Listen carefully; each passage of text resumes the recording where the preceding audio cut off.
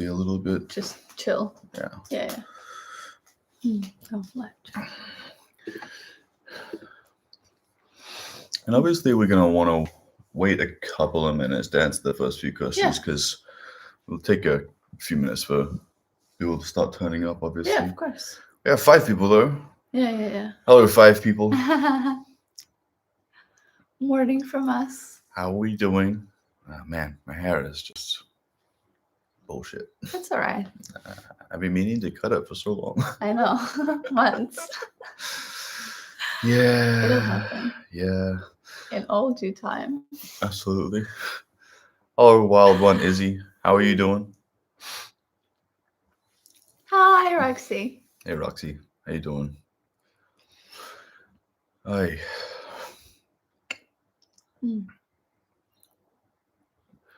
Oh. Hey. Cat. Hey, Chalisa. Wild One's good. That's good. Yeah. I mean, obviously, it's going to be a slightly slow start. I think it's our second stream ever, so. Yeah. Am I okay? I'm a little tired, I'll be honest. Yeah. Yeah. I'm good, though, you know, just, we bark a lot. Yeah. Crystal, hello, I didn't plan to be here, but randomly woke up. Oh, wow. Wow, yeah. I needed an alarm. That is good for you, Crystal. Yeah. I definitely needed an alarm. In fact, I didn't actually get up with my alarm. You started getting up. I was like, oh, fine. Yeah. Well, I knew that I needed a little bit more time, so I gotta get it. Go get it. Mm-hmm. Yeah. Look, I know that the stream time is not exactly optimized for Australia, but you got to recognize Australia is like a very small portion of our audience. So, you know, I know like probably like England is like midnight, right? Other places in Europe, I'm sure. Close or like after that. Yeah. In America, it's the evening in different areas. Midday to evening, I guess. No. Afternoon at the very least. Afternoon, evening. Oh, right. Like 4 or 5-ish. Yeah. That would be the time that I would talk to Nasty. Don't be sorry. You know? No, we're actually good. That's just life. And honestly, getting up earlier is generally a better thing. Yeah, I mean, we try to do it. It's things get in the way. Yeah. But we absolutely do want to go to bed earlier and wake up earlier. Yeah. Just trying to fit everything in. It gets like that, you know? Yeah. 5 p.m.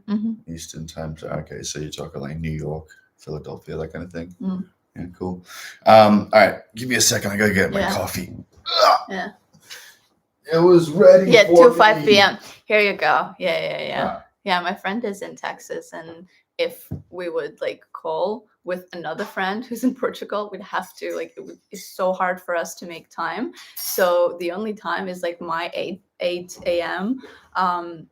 Nasta's 5 p.m. and Katya's 10 p.m. or 11 p.m. So it's like all over the place. Wait, did you put sugar in this already? Yes. Oh, cool. I think we will cap out at like maybe 2 hours. It kind of depends on how. It does depend on how we go with the questions, where we are at the time. I poured way too much milk. Oh. No. Too much milk in the coffee. I don't take milk in my coffee. In Europe it's midnight. Yeah, I know. I mean, who doesn't?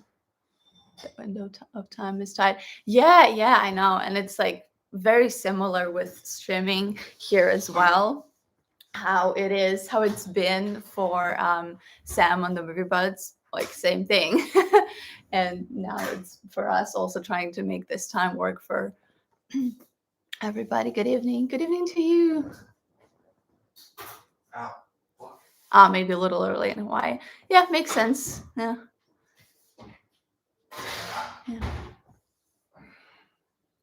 Milk.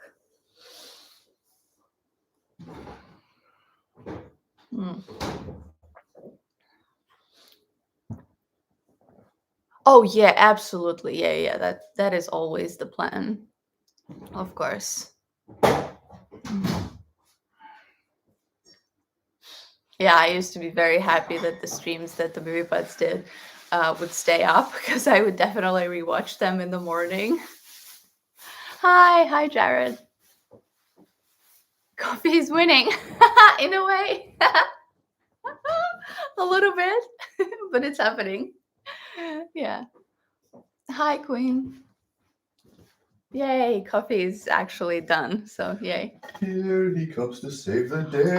His idea, we kind of both Keep going. Wait for it. got to it. Hold on. Yeah. You just answering? Oh, I guess it's not season 1 question, so that's fine. Yeah. Just overall, his idea was to react. Yeah. Well, we were talking obviously about like all the shows and movies that we were watching, and apparently he hasn't seen it. Obviously he knew a lot about it. Yeah, Buffy was an interesting one because it was like one of the, how would I put this?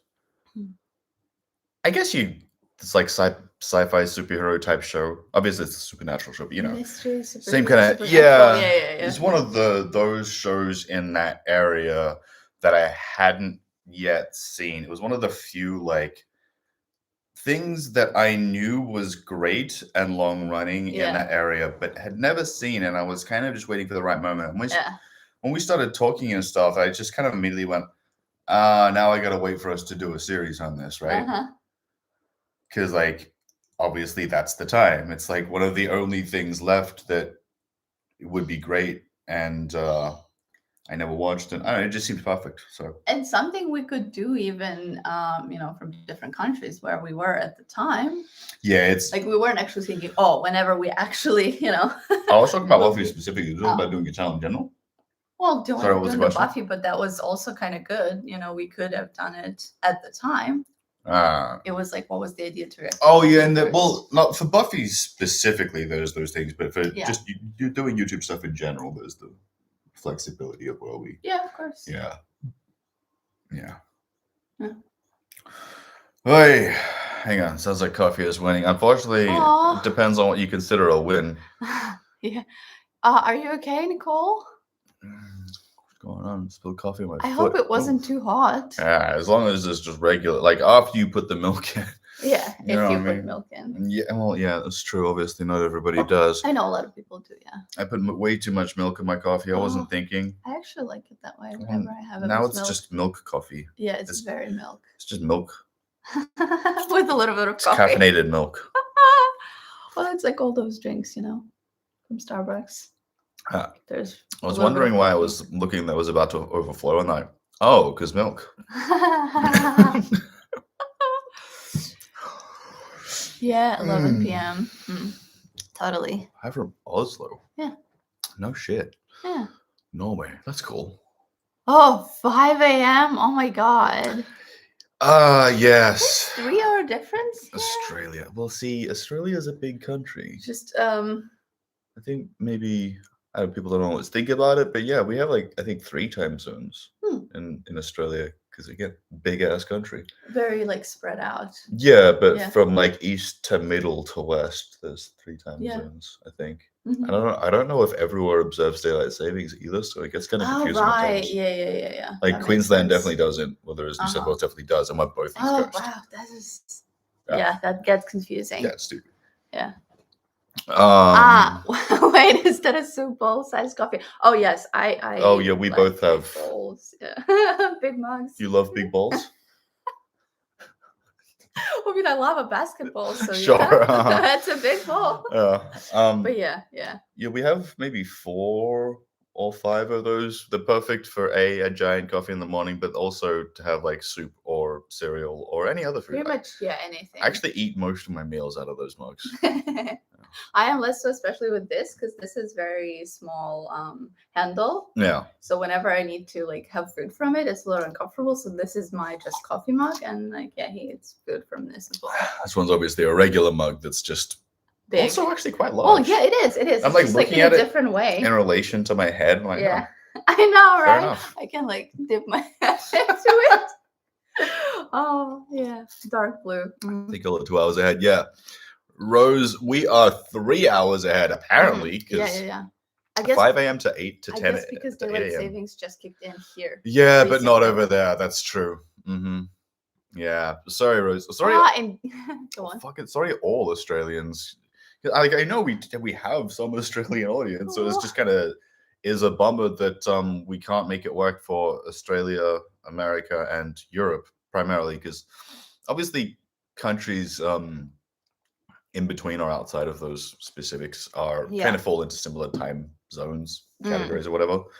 But for those three particular time zones, it's a real bitch. And like I know this like in great detail as our editing team is made up of one person in England and one person in Mexico and one person here. And having team meetings is such a bitch. Yeah. Very much so. Everyone, like, there's always someone exhausted because it's the end of the night or the start of the morning. Yeah. Ridiculous. I saw the message almost disappeared. Nicole, I'm glad you're fine with the coffee on the foot. Oh, yeah. Oh, straight off the pot. Oh, the sock is okay. That's fine. Socks can be washed as long as your foot is okay. Hang on, if it was straight out of the pot, how was the sock not good and your foot's totally fine? Maybe it like absorbed the most. And well, are you just saying that it's not good because it's brown? It's now super brown. Wet? Yeah, messy. I don't know. Those cups look bad when Gilmore. Yes, fair enough. It's another interesting show that we might have a look at in the future because it's like A, I've never seen it. B, I know Sebastian Bach turns up at some point. Yeah, that's why And the reason why to watch the show. It's popular, right? And there are other reasons. You like fall. I'm sure there are other reasons to watch that show. Again, I'd be happy enough with just Sebastian was there. I was like, okay, cool, sick. Yeah. Is there any surprises? Okay, that's part of the thing. Yeah. So I guess we're gonna probably start getting into the actual what's it called? Patron questions. Questions first, yeah. Because patrons, they got priority, all that stuff. I'm bad at math. Oh wait, Rose, you stayed up all night? God damn, dude.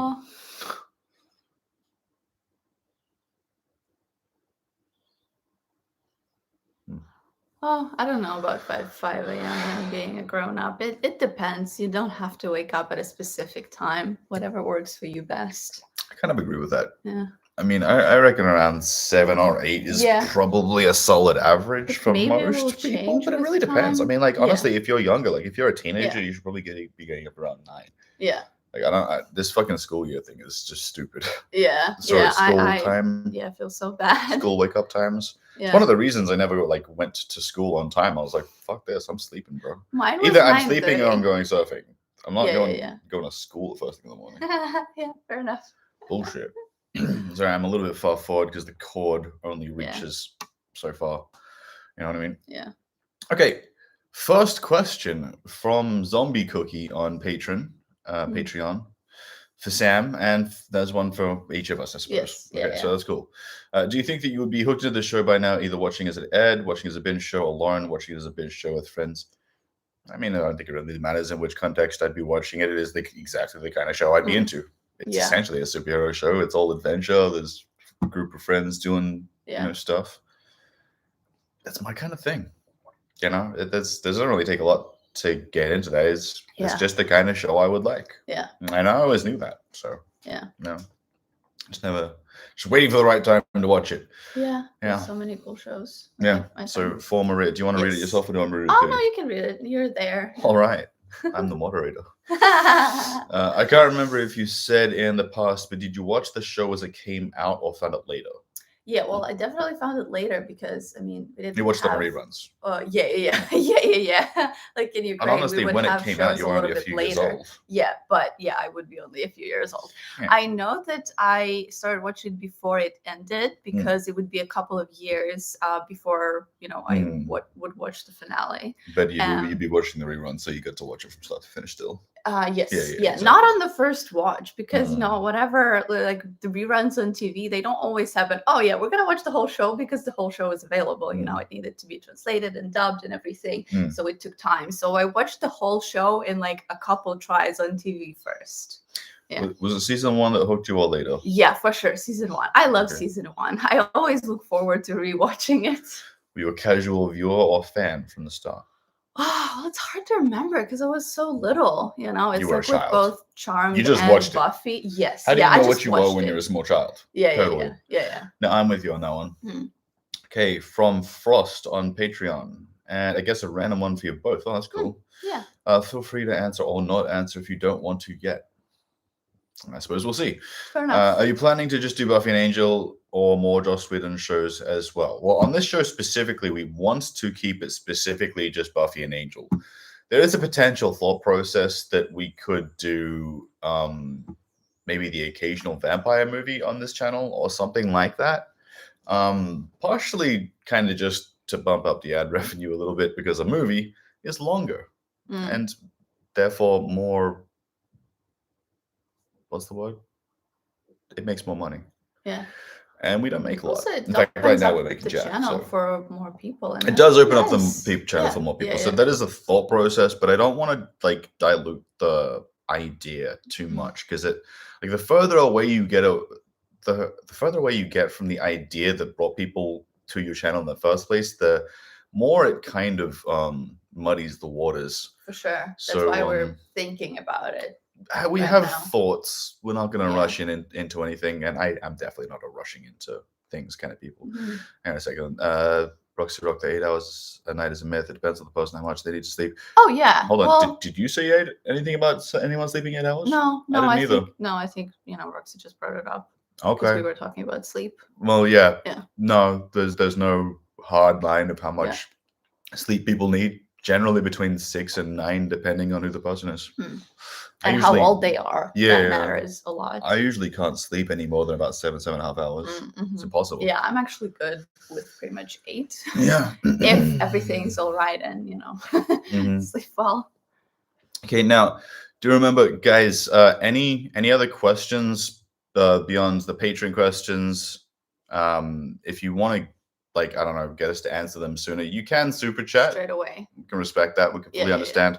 But outside of that, we got to stick to the list. And we do have your YouTube questions from the community post as well. Yeah, the community post questions are coming after the Patreon, so if no one's in a rush, we can just keep going. Yeah, it's cool. Okay. Frost says Sam and or Maria. Okay, if she wants to chime in. What do you think about the basic setup of this evil hunting organization?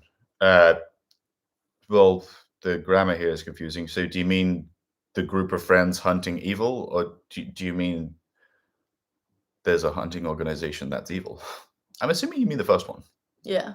Because that would make more sense. Yeah, that further. Yeah, presumably you have Watchers? I'm thinking Watchers or research. Yeah. Presumably you have Watchers who are research buddies and guidance counselors, possibly many of them, yes, coordinating with each other. And then you have only one girl in a generation who was the Slayer, but never any other support beyond that, like a trained combat team to back her up. Interesting, yeah. Any thoughts about how this one young person is basically out on the front lines while a bunch of presumably old white, some British dudes are certainly there to help from the sidelines? It's pretty funny. I know. In like years of societal oppression kind of way, which you guys are familiar with the term tragicomic, right? It's a little tragicomic. I don't know. I still enjoy it a lot, of course. Hang on, Doc J. So you literally just mentioned 7 to 8 hours. Someone mentioned all-nighters to get up for. I did? Did I actually say that? Because I swear I talked about the fact that it was 3 hours apart. I don't remember. But it's entirely possible. Yeah. I am half awake, so if I say something weird, please someone mention it. Yeah. I will not remember. Yeah, it's good that Not at all. Yeah, okay, so I guess the only thing I could really say about this is, it does kind of make sense, the idea that they might have more preparation, like a team, other people, other trainers beyond the one old nerd who I love. Yes. But, kind of like how in Shadowhunters there's an actual fucking organization. Yeah. Yeah. That does sort of make a little bit more sense. It's a bit more pro. Yeah. And we are talking about the show, by the way.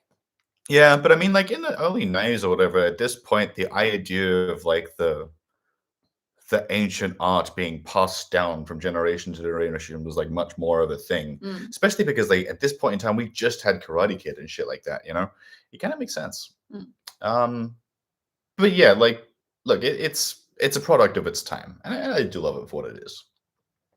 Yeah. Do you have any thoughts on that? No, not at this point. Fair enough. Okay. Maria, feel free to cross off this one if you think it's not ideal. Oh no, right now. I remember this. No, it's good. It's all good? Yeah, you can it's go all with it. Good. Okay, so Sam, what do you think the ramifications, if any, there would be in this universe for the Slayer technically being dead for a brief period of time, or do you think it would just never come up again, set it up as a safety net for her possibly dying again in the future? Okay, well, it depends on what you mean in terms of ramifications. Are you talking like story ramifications, or are we talking like for that individual character as a person, like mental and emotional, all that kind of stuff? Because mental and emotional ramifications are obvious. That one's going to be a tough one for almost anyone to deal with. I do not think everyone would deal with it the same way, and this is definitely something that I think is important to point out. As over the years of doing videos like this, it's surprising how many people think everyone's going to think and react the exact same way to everything. It's kind of confusing, actually. But if you're talking about for the story, yeah, it's actually a little bit of a concern. Like in the sense that at this point in time, I don't think that Joss was thinking, yeah, this is an easy way for her to potentially die at any point again in the future, and we'll just bring her back. Who cares? Especially because, I mean, even in the comic books, that was a relatively new concept. At that point in time, Flash was dead. He wasn't coming back. The Batman, I think, was just about to die. He got his back broken. Superman just died. But did they bring him back before that? It was very quick. The point is, there wasn't a lot of resurrections even in comic books at the time. Just a huge comic book fan. He wrote for comic books. So, I mean, if it was later in time, I don't know. That's a weird one. I don't think they're going to use it as a safety net to just let her potentially die again in the future. However, if they do that, I can't say I'll be happy, but at the same time, it's also not at this point in time so overdone that I'd have to be mad at it, if that makes sense. It's more like, okay, I guess we did that. Yeah. Okay, Still Frost. Okay. For Sam, what were your expectations going into this show blind, and how did it meet or not meet those expectations in a good or bad way? Well, I didn't really go into it blind. I mean, this show's been around for like 30 fucking years. I grew up seeing advertisements for it and having people telling me about it, like, oh, you gotta watch this show and all this kind of stuff. It's not like I don't know anything about it. I just don't know like the important things, like what actually happens. Yeah, where story. The characters go besides, yeah. I don't know, growing up. Yeah. And of course, I do know certain actors will turn up at some point in some role, like fucking Eliza Dushku, who, like, I was a fan of her as an actor back in the day, and I knew she was on Buffy. I just don't know where, when, or how. I'm like, she's gonna turn up some point, and that'll be cool. Yeah. I'm mostly certain Seth Green will be there at some point, and that'll be cool, right? Yeah. I want to know what love is. No, I want to. I want to know what Seth Green's role is. Oh my god, I'm looking forward. That's fair enough. But in terms of meeting expectations, it's been more or less exactly what I expected it to be. So that's cool. Yeah. For Maria, is there an episode you're really looking forward to showing me? Feel free to just say season, whatever episode if they're. Oh, I think we're on season 2 now, so I'm gonna dip from the season 2 because obviously there are so many really good episodes, both just like good stories and whatever we like, because we don't necessarily all like the same things. So from season 2, the 3rd episode, and I will tell you in the video why exactly, because it's not, well, it is the obvious reason, but not only. Like there's more. There's one specific thing why I'm looking forward to that episode so much. All right, so let's take a pause here and just look through. Check out your comments for a second. Hey, Buffy Summers, she deserves union in her bag. Yeah, she could use, money. You'd think she'd have like some medical insurance as well. You'd like to think. Or just like a medic of some kind, someone who's real good. A supernatural medic would make a lot more sense. Yeah. You know what I'm saying? Yeah. Occasionally deal with curses or some shit. You know what I mean? Yeah. Hang on. Season 1 contact is only being a brat, but pay. Yeah. Giles gets compensated, I believe. Yeah, we can kind of put that together from the information we have. It would make sense. Far. I think we questioned this recently. Yes. Was it an upcoming episode? Yes. Okay. Yeah. Well, we questioned the Giles pay thing in an upcoming episode, and we thought about it more since then. Yeah. And yeah, I mean, like, he got the job from his dad. It's been passed down from generation to generation. You think there'd be some kind of fund. I know. You can't fund a whole organization, but you can't pay her. Yeah, well, you got to remember, she's a student athlete. Oh my god. Yeah. Our Crystal. Survival time. See, now I know that she's going to die again. What the hell? The survival time of a Slayer is so short ordinarily, perhaps it's not worth paying any individuals. Well, I mean, that is such a dangerous rule, you know? Mm-hmm. See, guys, you got to be careful with these. Like, I'm not slow. Yeah, you can just, like, whenever you be careful, want to say something like that, just with, like, say her knowing look, whatever, but not about what. You know? Buffy's going to die. How soon? Say random words that you think won't spoil it in the comments so I can guess. Yeah, it's all obviously life experience plus experience watching shows like this. Look, it also doesn't help that I'm a long-time basketball fan, and piecing together what happened from people's non-words is pretty much my life. Yeah. Still, the time Slayer spends earning money is time she could be saving the world. You can have the same time. Yeah. Someone gonna be wanting to pay for, like, Giles buys potentially their story ones for the parts. Okay. Sure. Yeah. Yeah. It'd be good if there was a whole bunch of stuff there. What the hell just happened? Did we skip ahead? Yeah, I think it's yeah. Maria's smiling now. Yeah. Yeah. Maria's I'm trying. I'm glad that question got answered. Don't ring wrong skipped. Yeah, fair enough. Actually this happens. Conversation with the Slayer's family would be nice. That's entirely fair. Yeah, for sure. Joyce can't pay for a funeral. She works in an art gallery. Yeah. Joyce is barely holding it together, guys. Come on. And Ad played when she said what episode she's looking forward to. The third episode, of the second season. Yeah. Actually, could you? Yes. I gotta start eating. Yeah, go for it. I feel like if the Watchers have funding for big libraries, it may be good to hire some fighters to help the Slayer, but okay, I don't know what that means. AFAIK. It's never mentioned. I'm sure it's like a slang, but I don't get it. So if anybody wants to tell me what it is, it would be cool. Well, yeah. I mean, they have money for so many different things.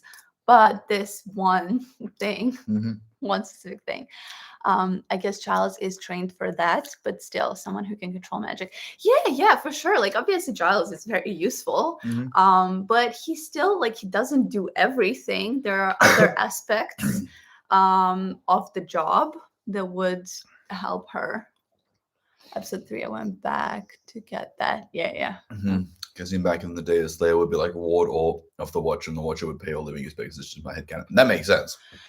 Because back in the day, it would have basically just been like food and accommodation. That was all that was really necessary. Yeah. It's not like they had electric bills and medicine like 300 years ago or whatever. Well, they had medicine, but you know. Yeah, and I'm thinking about how like somebody mentioned earlier about the short lifespan. And I'm guessing they also could be skipping paying her because a lot of them are teenagers and they don't actually live to being. Yeah, they just don't have the money. But I think that's kind of what a couple other people say. Yeah. Student athlete. Yes. Oh my God. I'm glad that somebody got it. Yeah. I know not everybody understands enough about sports to understand how dirty the term student athlete is. But the NCAA, they ruined it. I mean, I know, and I know they changed the rules a couple of years ago. Students can get paid now, but like, goddamn.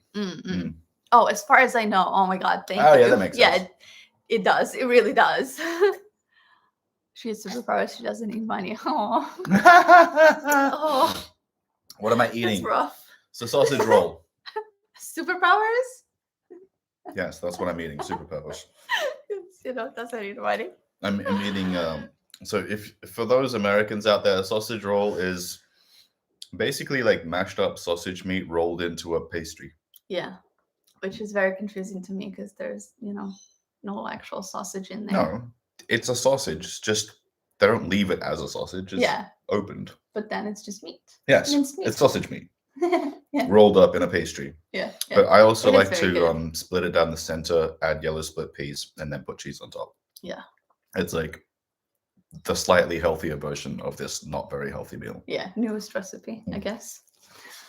Double check what it is. Well, again, I know it is the first thought why, but there's more to it. That's like not the reason. Yeah.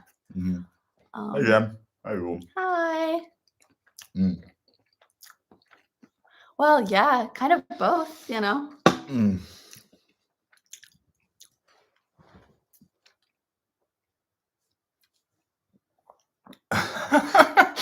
You just read that. We are real people. It's true. I was created in a lab, but it still counts. It doesn't have a belly button. Fair enough. Hang on. So Buffy, a student athlete that doesn't even get the glory from her other classmates. That's true. He was the worst kind of student athlete. Yeah. They don't have sausage rolls in America. How can the land be free? I know.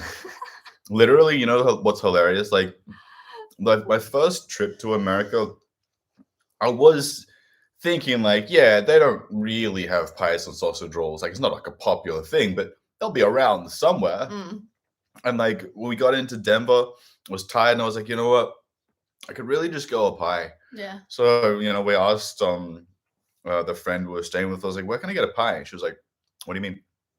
I'm like, a meat pie. She's like, they put meat in pies? I was like, oh no. She's a chicken pot pie? No, not a chicken pot pie. No, God damn it, that's guys. fine, but yeah. No sausage rolls? What's a sausage roll? Fuck. So yeah. I never had one, but it sounds delicious. Yeah, I mean, if you're not in Australia, you probably wouldn't. Sausage roll with lots of sauce for breakfast. Mashed up sausage. Yeah. But yeah, well, yeah, I guess that's what it is. Yeah, minced some up, mashed sauce. up, whatever. Yeah, but yeah, the split peas make it okay. Someone mentioned Oh, the John therapist for Campbell. watchers. Oh yes, yeah, that would also be useful. Yeah. Now, just quickly, John, we want to get back to that question, but we have to only answer the questions first from the patrons. Yeah. And I guess then the people who left them on the community post as well. Yeah. Because we said people would have the priority, so yeah, who left them ahead of time? Gotta honor that. Yeah. Right now we're just kind of intermission from the questions. Now my fingers are greasy. No ground sausage of things, so I get it. Do you? I don't get the. I mean, you have sausage and you have pastry, so it's not really hard to imagine putting them together. What do you look at? Counts as a sausage because instead of mince into a casing or link, it's in the pastry to make a link. What? Yeah, I see what you're saying. She's taking. So we're taking sausage meat, and but because we're just, instead of putting it in like a skin to make it a regular sausage, it's in the pastry, which is the same thing. Essentially, it still counts as the casing. Okay, I don't think I'm getting that, but. So instead of skin, it's roll. The inside is still sausage. Oh, okay. I guess. Well, that's you guys them though. Do they? Sure, I guess that would make sense. I know. You know what? Now I'm thinking about it. I know France has them as well, because that's where we got the pork and leek sausage roll from, the French patisserie, and oh my god, they're so good. Hang on, where are we? There was sort of version in the pigs in a blanket is actually not like actual sausage in there. Yeah, pigs in a blanket is not anything like sausage rolls. I know it seems like the same idea. It's not. Those little wieners. Well, it seems like an actual idea. It actually seems more appropriate than I get. But no. But the problem is the the pigs in a blanket sausages aren't really sausages. They're fucking wieners. They don't count. They're fake sausages. Why? Huh? Why? Because it's like factory floor meat scraped into a That's skin. what you mean. Okay, sure. Yeah. Okay. Just reading through. Just want to make sure we don't miss anything, but we do have to get back to the questions. So, Greg's in the UK serves meat pies at least, maybe not sausage rolls. Well, I'm pretty sure that they have meat pies in the UK because it is more of an English French type of thing. Just the classic meat pie and sausage roll combo is like how Australians do it or whatever. I just know they don't really have them in like America. So pastry skin. That sounds like a Stan Twitter. No. Hang on. In UK, it's sausage wrapped in bacon, but USA, they're sausage wrapped in pastry. Yeah, both of those things are nowhere near what I'm talking about. Yeah. Kat. Appreciate you. I guess that would depend on the sausage. Yeah. Yeah, the sausage wrapped in anything is not a sausage roll. You're just definitely missing what that is right there. Hang on, you're gonna go sausage biscuit, but it's patty. Nah, again, there's nothing in America that's even similar to a sausage roll. I mean, okay, to be fair, it's not like I've been all around America, Lol, all the fucking food or anything, but still. Accidentally derailed the whole thing for a breakfast conversation. Well, you know what? It's breakfast time. I mean, yeah. It's the most important meal of the day, guys. That I'm not having right now. Hey, what the hell? Why did you get something? You know. The cookie? I don't really want it. Like I just wanted to have something. Yeah. Coffee is my breakfast. That doesn't really have anything but coffee and spices. So I guess it's not really because it's not nutritious. I swear to God, I'll be finished with this food in a second. I just want to make sure I eat it because otherwise it's just going to sit here cold for the whole stream. Yeah. I know I'll leave it. Greg says sausage rolls. Yeah. Okay. Yeah. I do know that Philadelphia briefly had pies and sausage rolls as like a Ben Simmons tie-in promotion type thing. 4 and 20 really? wanted to like sponsor it. Yeah. I think 4 and 20 wanted to get into the American market or whatever. So I think they sponsored Ben and they had like a whole day out of it, but they didn't. Well, that was several years ago, and then then Ben's mental health destroyed everything. And I hate to say it that way, but it's true.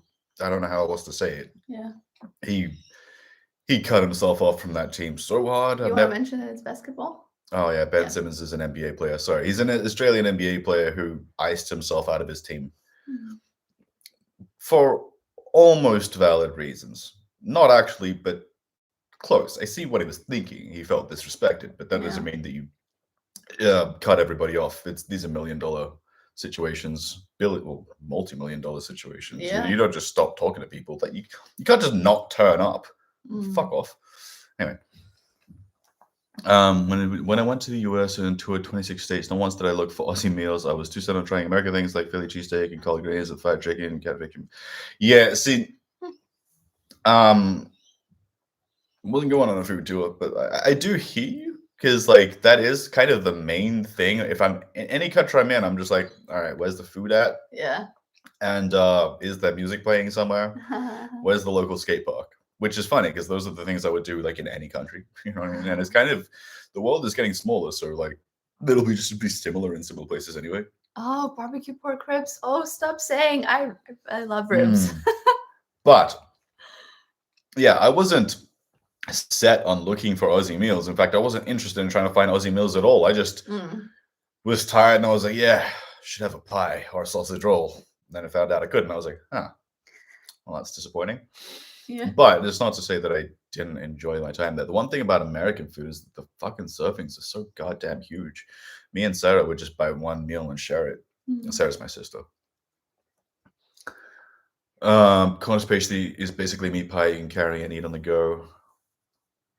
Yeah, I suppose that's true. Yeah, see, the biscuit and gravy thing is really like we don't have that. Like what you would consider a biscuit in America, we do not have that. When I got to America, they said they would have biscuits and gravy on the side. I was like, oh, cool. and they brought out these two little scone-looking things with like some kind of white sauce, and I was like, "What the Mhm. fuck is happening? Mm-hmm. What is this?" Okay, hang on. Yeah. I know we're on the Okay. food track. Just I swear to God, just Yes. mhm. The food looks so good in America, but I feel like I'd get sick just looking at it from how much sugar and all of that I'd probably is too. in it. You would, Like we yeah, are spoiled here in a way. Yeah, oh my God, I get it so much. I get it absolutely. even like from here a Mhm. little bit. Like the desserts are so sugary and there's salt in a lot of things. Like, yes, yeah. Like I'm not used to Mhm. having salt in butter just normally. And like in cottage cheese, same thing. All these things just come, neutral in Ukraine. You just get it and then you put whatever you want to put in it. So that is, or even that is weird for me, but I can't even say how I would feel about food in America.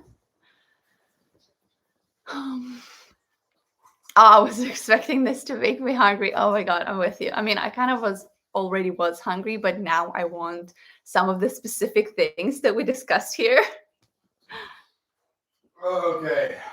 Yes. They have the best pork ribs in Memphis. I'm biased because I'm from there, but it's true.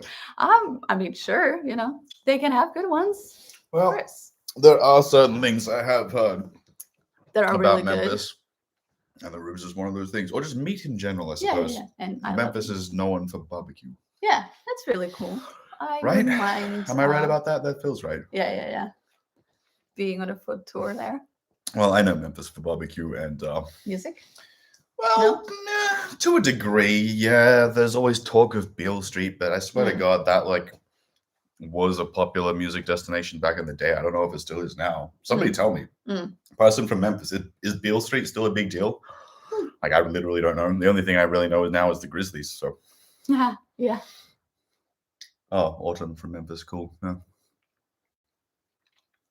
Make Maria hungry challenge. Well, yeah, she didn't eat, so I think it's only fair. Honestly, I'm feeling better right now. I kind of felt like hungry when I. Where's the charger? I can get the charger. You mean the computer? That's Yes. fine. Right here. Yeah. Yeah. I mean, I felt hungry when I just woke up, and now I kind of feel less hungry. But I definitely do want some of the things. Yeah.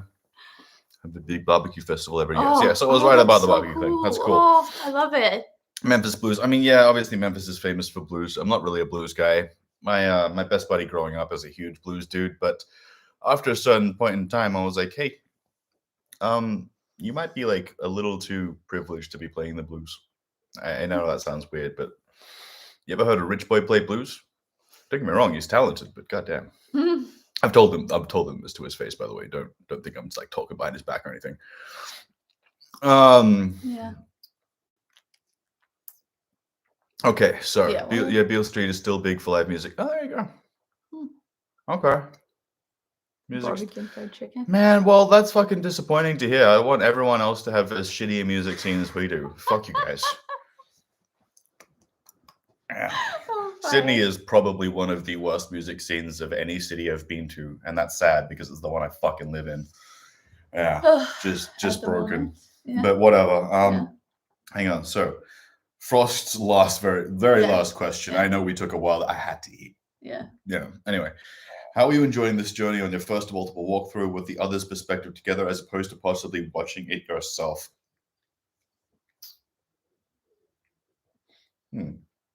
Yeah, I feel like I'd probably enjoy this show a little bit more, specifically watching it with you than by myself.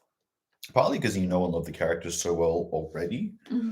Like, I'd be honest with you, if I wasn't watching it for the channel, with you guys, I would just be asking all sorts of shit ahead of time. I do not care about that kind of spoiler for the most part. Yeah.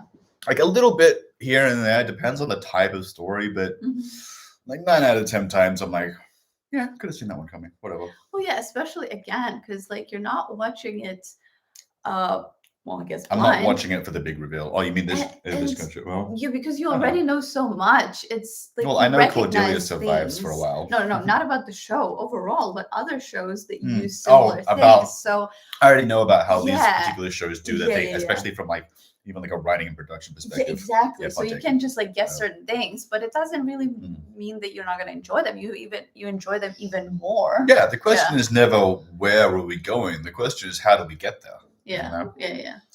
So Nikki Letterer, Wait, our what next was the patron. multiple walkthroughs? Yeah, as well. Hmm? Journey on your first and multiple walkthroughs, as in for you and me. Yeah, sure. Oh yeah. I mean, that's just you. Well, Go. yeah, Yeah, exactly. go. Yeah. I'm enjoying it, watching it with him, obviously greatly. We've already like shown each other a bunch of shows that either of us haven't seen, and we enjoyed some of the shows that we've seen back in the day and enjoy them now. So yeah, it's amazing to watch it together. And generally watching it again, it's always a pleasure. I always come back to it in a few years and like watch the whole way through. And on this rewatch, there are just characters that I appreciated more than on the previous ones, for sure. Like that would be like a different thing. But yeah, it's a joy. It's such a good show. It is a great show. Yeah. It's true. Okay. So now from Nikki Letterer, questions in general. What is your favorite and least favorite episode of season 1 so far? I think least episode is probably the Miss French one, the Mantis episode. Teacher's Pet. Yeah. It's just gross. I mean, I understand why they did it. I just didn't enjoy it. Yeah. So yeah, I respect them for doing it, I guess, you know. And favorite, you guys are going to hate me, is the techno episode. This is the right amount of like seriousness and potentially unintentional comedy. I don't know. Yeah. I guess intentional and unintentional. Maybe. Yeah. It's hard to say for me personally because I don't know the whole thing as well as you do. Yeah. But I thought that episode was a lot of fun. Yeah. The least is hard to say again because I really like the first season and all of those like bad things. I really do like them. But I would probably say Witch. I know a lot of people love this episode and I don't have any problem with that. Like it's just the least favorite of the season for me, I guess. And it hasn't, like, I remember liking it more, I guess, as a kid, maybe like coming off of Charmed, I don't know. And the most, like the one that I like the most, I guess, is Nightmares. I'm not going to say the last episode because like, Nightmares yes, is it's a very great, good episode. But yeah, Nightmares is just, I feel for it so much. For every nightmare, like, that each of them has and like the resolution, everything, it just gets me the most. But there are multiple episodes that I really love.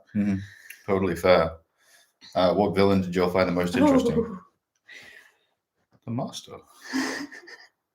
He's a fucking giant cat walking around like hissing at people. It's amazing. And making big speeches and doing He's a good speech maker. Yeah, this clapping style is pretty awesome too. That was so good. Yeah, I mean, I have to agree. That's one of the characters that I appreciated more on this rewatch, actually. Like, I know I really liked the actor's delivery. Go on. Yes, there's not that much backstory for him, obviously.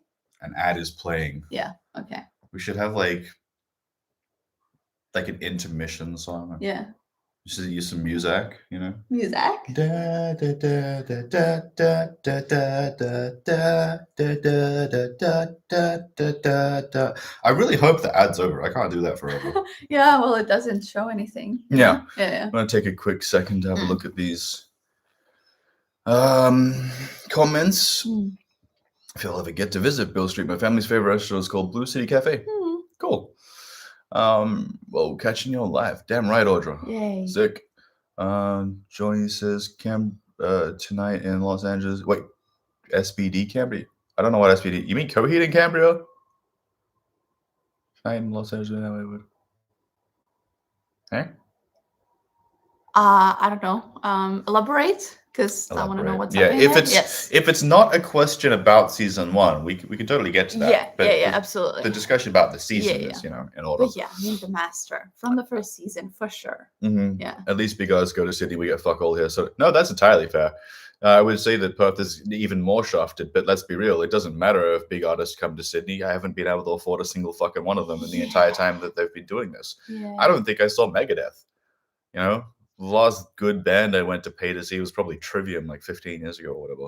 Well, Offspring and Sum 41 But I last didn't see year. them. Yeah, I know, but they like at least it was a decent Oh, price. it was at least affordable. It's just that Sure. everything else is so expensive that we can't afford even when it's a decent price for two bands, you know? How many Patreon questions are there? Not actually Not that many. many. Like Yeah. 8 or 9, I think. Yeah. We get And them we all. already Yeah, replied to like half of them. we will get to them all. Yeah, Like yeah. there's not that many. Yeah. You know? So I could afford to join maybe for season 2 or 3. I cannot fully understand, especially like in Australia right now. The economy is not looking great. I don't know Yeah. fully what it's like everybody else, but everywhere else. But I know a lot of people here are like struggling. So they do cram a lot of cringe into season 1. Sure. Directors I've been watching to all seem to like Nightmare so I mean, much. it makes is sense. a really It's good. a very emotional It's a episode. good episode. Yeah. Fruit Punch Man. Yeah. Yeah. Master was great. I feel like he radiated there. Yeah, he was great. Very theatrical. Yeah, gotta say, I did not like see it as Cinderella. well in like when I watched it as a kid for sure. I was like, oh yeah, I'm glad that we got rid of that guy. Girl from Ipanema. No, I'm not gonna. That's his music suggestion. Nice. Yeah, pretty sure that's what you meant, right? The monster is creating his own play from circumstance out of the bottom. Yeah. Yeah. You get every sort of drama out of it. Yeah, it's awesome. Yeah. My phone cut me off. Oh, okay, John. Cool. Yeah. No I mean, yeah, we can totally get back into it. I forgot that part because I never guessed that far. Rose, what are we talking about? Yeah, well. I would definitely get merch for Master Cat related stuff. Love all the jokes. Thank you. I'm just hoping that we like don't get too far away from season 1. Yeah. Because it's like we don't really have the room, option, or ability to do that right now. Yeah. Unless we just did one specific Sphinx Cat design that we put on like the Movie Buds merch store. Yeah. Because like putting together a whole merch store right now just for like one item is kind of a bit much. Yeah, but that's a good idea. But we could have like the one design put on the Movie Buds merch store. Yeah. Especially because Maria is essentially joining the Movie Buds. And I mean, it's all going to be tied together from moving forward to a degree. Yeah. Predictions for season 2. That's part of the. I like your handle. The economy here is definitely struggle bus. Yeah. America. Well, I know America's struggle economy because it's a fucking shit show over there. You guys have been bled dry since like Reagan got into power. I don't know that's getting into it, but for some reason, the most reminds me of Jim Carrey's The Grinch. Yeah, a little bit less camp and funny, but yeah, totally. Yeah. The Order of the Kitten deserves its own merch. I know. I don't want to let go of that. It's one of my favorite merch ideas in like a long time. And it's kind of technically your merch plan, my idea, whatever. Yeah, I like that. Yeah. There are 8 seasons that we have for merch. Well, overall, 7 seasons. Yeah, 7. 7 and 4. 5? 5. 7 and 5. Yeah, time for merch overall, but the further we get away from the Order of the Kitten idea, like I don't know what other storylines in the future are coming up and how much they will or won't lend into that at all. Like that joke may never come back. Yeah, like I can't force it. I think that there are gonna be different ones, you know, that are gonna be like super strong. Sure. So, other ideas that will also, Yeah, so I don't want to forget about I don't want to get too far away. Yeah. It'd be nice to have like one cool idea from each season. Yeah. Hard to but say. I guess we'll see, you know, what comes up. Yeah. I was referring to concert story, ADHD, but they never even get to ticket sales here, so I don't even get to be our price. Yeah. Oh, that's fair. Oh, yeah. Chuck the Buff Summer merch into the Buds store. Yeah. To be fair, that's not a bad idea. I might see if I can get Steph to help out with the Order of the Kitten Sphinx Cat design. Yeah, because I already have the exact idea in my head. Like I know what it looks like in my brain. And we checked out Sphinx Cats, you know? Yeah. The economy is trash everywhere. Yeah, South Africa. Everything got expensive. Wait, can you get Oz-based merch? It costs more to get it from the US-based one. You have, the US, the one we have right now is not specifically US-based. There are supposed to be, you can get them from Australia. The problem is that it won't like tell you where it's coming from. It just shows you the overall price, which I don't know how to fix. Basically, like. So if you like you go to order it, it'll literally like the price of shipping will kind of tell you where it's coming from. But there are fulfillment centers for all of our merch items in Australia. We specifically chose those ones so that Australians would not have to get stuff shipped over from the US. Unfortunately, because they refuse to tell us when stuff is or isn't in or out of stock in which fulfillment center, we don't always know. So it's like there's like nothing I can do. I don't know. And the shittiest thing is Fourth Wall was the absolute best merch on demand place we could find for YouTube creators and whatever. At least so far. There might be something more high class or prestige. But I got to Fourth Wall by looking at other creators that I respect. Do you know what I mean? So yeah, it's a tough one. But yeah, you should be able to get certain items from Australia. It's just if the shipping looks bad, then obviously it's coming from America or Europe, which is a pain. Buffy slays the economy arc. If only Buffy could slay the economy. John says, I got to meet Mark Metcalf, who played the Master, yeah, and Nita Meyer in Animal House, sure. He's a really nice guy. Yeah, makes sense. Someone that theatrical has to be cool, right? Yeah, my husband and I joke a lot. That's good. We love rice and beans. Oh God, cheap meals. Yeah, totally. Sorry, favorite characters so far. That's gonna be part of these questions. So but yeah, we joke also relatively often about it's a good thing we love specifically cheap foods like oats and split peas, rice. You know what I'm saying? Well, rice less so, but we do buy a lot of like cheaper stuff that's really healthy, but like people have like forgotten about kind of thing. Like yellow split peas are so surprisingly one of the healthiest freaking vegetables I've come across. I didn't know about them until she brought it up. And it's like you get a pack of yellow split peas for like $1. There's like several meals. I don't know, it was like $2-3. Well, it's $2, but yeah, you're right. It's 500, but it's grams, several meals. It's so high in protein and fiber. Yes, great shit. Very good. Great stuff. Yeah. What villain did you find most interesting? We did that. Are there any supporting characters that have stuck out for you guys through season 1? Supporting characters. Jenny, I guess. I don't know if it depends on what you would call supporting. Well, in the first season, we only saw her twice, so I would count her as supporting. Oh yeah, for sure. Yeah. And Cordelia is kind of halfway between main and recurring right now. In the first season. I'm sure by season 2 onwards, she'll just be main cast, right? Yeah, it's got to be Jenny. That's all there really is. The other characters are just like kind of like one episode characters. Yeah, and they're all interesting for different reasons, but it's not enough during that one episode to really, to remember as much. Yeah, I mean, even Invisible Girl, which is an important storyline, everything about that storyline is still pretty expected. So it's not, at least in terms of who she is and how she got there and all that kind of stuff. Mm-hmm. Hang on. For Sam, remembering the Slayer knowledge set in season 1, can you try and predict what you think will happen in the beginnings of season 2?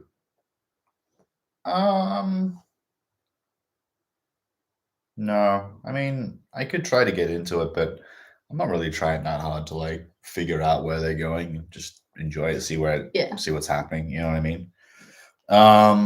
For sure. I'm sure I'll make predictions throughout the actual reactions because I tend to just spitball anyway.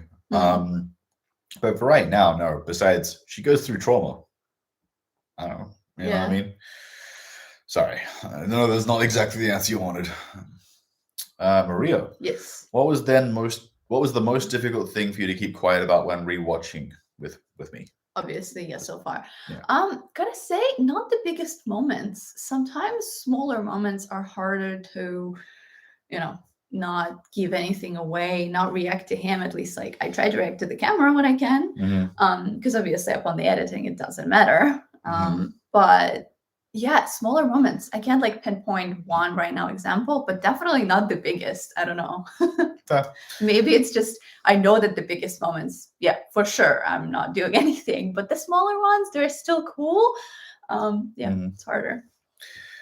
Yeah, Rose is dipping out briefly, so have a good one, Rose. Yeah. Apparently going to take a bit of a nap or whatever, which I can fully understand. Oh man. Okay, where are we? Well, what element of the show so far has been the most surprising? Oh, sorry. By the way, this last two questions coming from Jessamine Howe. Yeah. I think we should probably acknowledge which questions are coming from who. These are our patrons. And this is our last patron question, by the way. So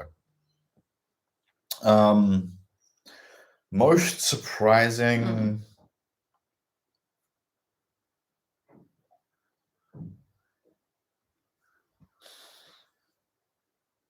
Honestly, no, there isn't really anything that surprised me that hard. That I said the most surprising thing is that most of season one is a lot less serialized than I thought it was going to be. But even that's not like a huge surprise because it was like the first one of the first majorly serialized shows on TV. It was the 90s.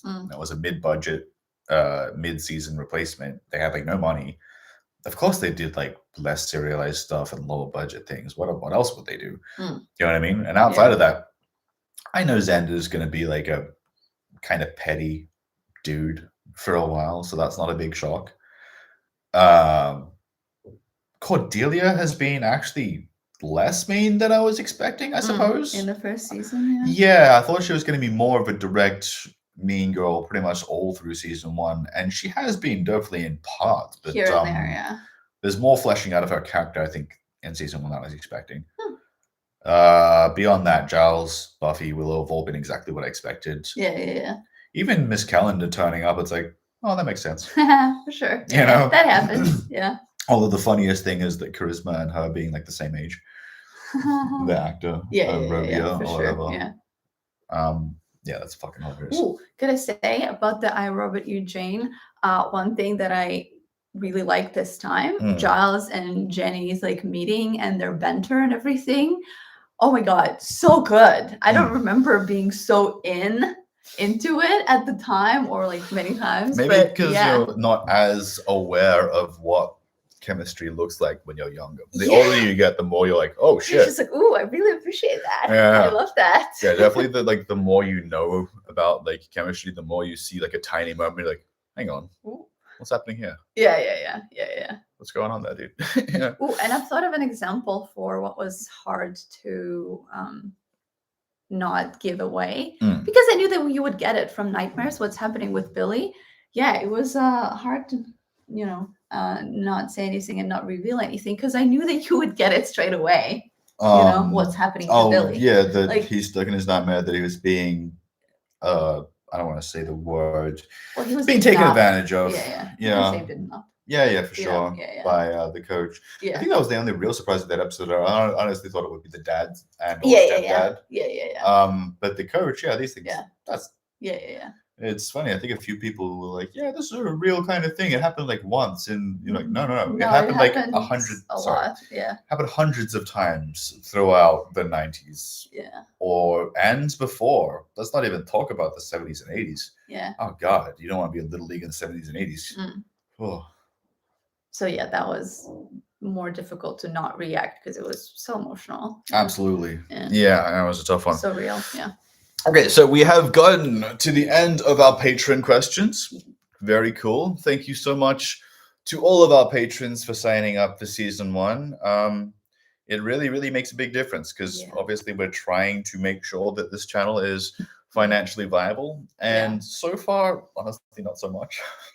Yeah, not really. We are technically making money, so and not to complain or anything. I don't want to complain because as we've been talking about with the economy, I do understand there's not a lot of people can actually join Patreon right now. There's a lot more people who can't can right now. So I do try to optimize our videos for YouTube as much as possible because the number one way I prefer to earn income through social media is just regular advertising on YouTube because it's the one that's technically free. No one's being forced to pay for ads or whatever. And if you really want to skip them, you can. It is what it is.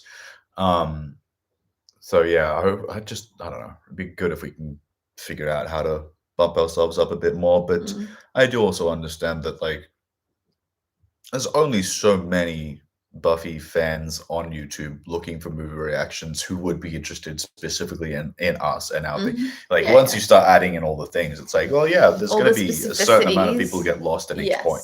Yeah, for sure. It is what it is. But yeah, I guess that was a very long-winded way of saying thank you, patrons. Anyway, so we're up to our YouTube questions. First one is from Willtree861. I'd love to hear any predictions from Sam of where he thinks the story will go from here, end of season 1. And we must have a most memorable outfit from the both of you. I love the energy both have and sitting in on recent stream was so fun. Thank you both. Cool. Thank you so much, Will. In terms of where the story will go, yeah, I'd really have to think about this because, I mean, but beyond, like, we have to know more about what the hell is happening with the Anointed One, the stupid little child. The child that never sleeps or eats, apparently. He is and isn't a vampire at the same time. But yeah, beyond getting into that, I don't know. Ooh. You know, and most memorable outfit. I don't know. I'm still thinking about that fucking velour brown. Oh right, polo memorable. It shirt. doesn't have to be good. It's like memorable, yeah. I understand. Yeah, they didn't say good. Yeah. Well, you have that. Yeah. that thing that Xander was wearing. It was like episode 2 or 3 or something. It was the Very teacher's early on. pet episode. Oh, yeah, right. Yeah. Oh, there Because you he go. was yeah. standing there. Yeah. Terrible episode, terrible shot. Well, most memorable for me, I was just thinking about what I actually liked, and it's Jenny Calendar's outfit from I, Robot You, Jane in the scene with oh my God, Buffy being in the class with Willow and she's not supposed to be there. They're discussing Malcolm and Jenny comes in and like her outfit there. Speaking of good outfits, the white and pink top and pants that Cordelia wore recently. Oh, yeah, but that's the second season. Oh, that's season 2? Yes. Oh, motherfucker. That's the first episode. Oh, well, to be fair, Buffy wore a similar kind of thing. I just like white and pink, I'll be honest. It's a really cool combo. Well, it's in Buffy the wore a Invisible white Girl, t-shirt with a pink miniskirt. Yes, and the boots. Yeah, and like black brown dot boots. buttons. No, she doesn't wear Doc Martens. No? There was brown boots. Were they? Like knee To high. be fair, the boots were not the thing I was looking at. Yeah. I prefer the shirt. Yeah, fair enough. Yeah, that's cool. Nonetheless, are there any moments so far that stuck with you? I mean, plenty, sure. There's like some fairly serious, heavy stuff in this season, despite their limitations, which is, Yeah. I mean, again, the stuff in Nightmares is pretty really well. memorable. The stuff in Invisible Girl is pretty memorable. Even the stuff with like Miss French and and the Witch episode, there's tons of stuff for sure. The implications. What is your favorite character and why? It depends on in what sort of sense. I like Giles as a character because, I mean, realistically, he's the closest I'm going to get to some kind of relatability in a character for me personally in the show.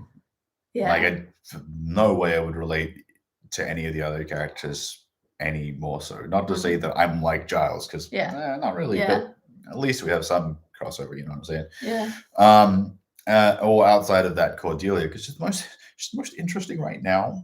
And I do like characters who are going to have character growth. I've definitely gotten a lot more invested in characters who start out, I don't want to say bad, but more like maybe in a bad place.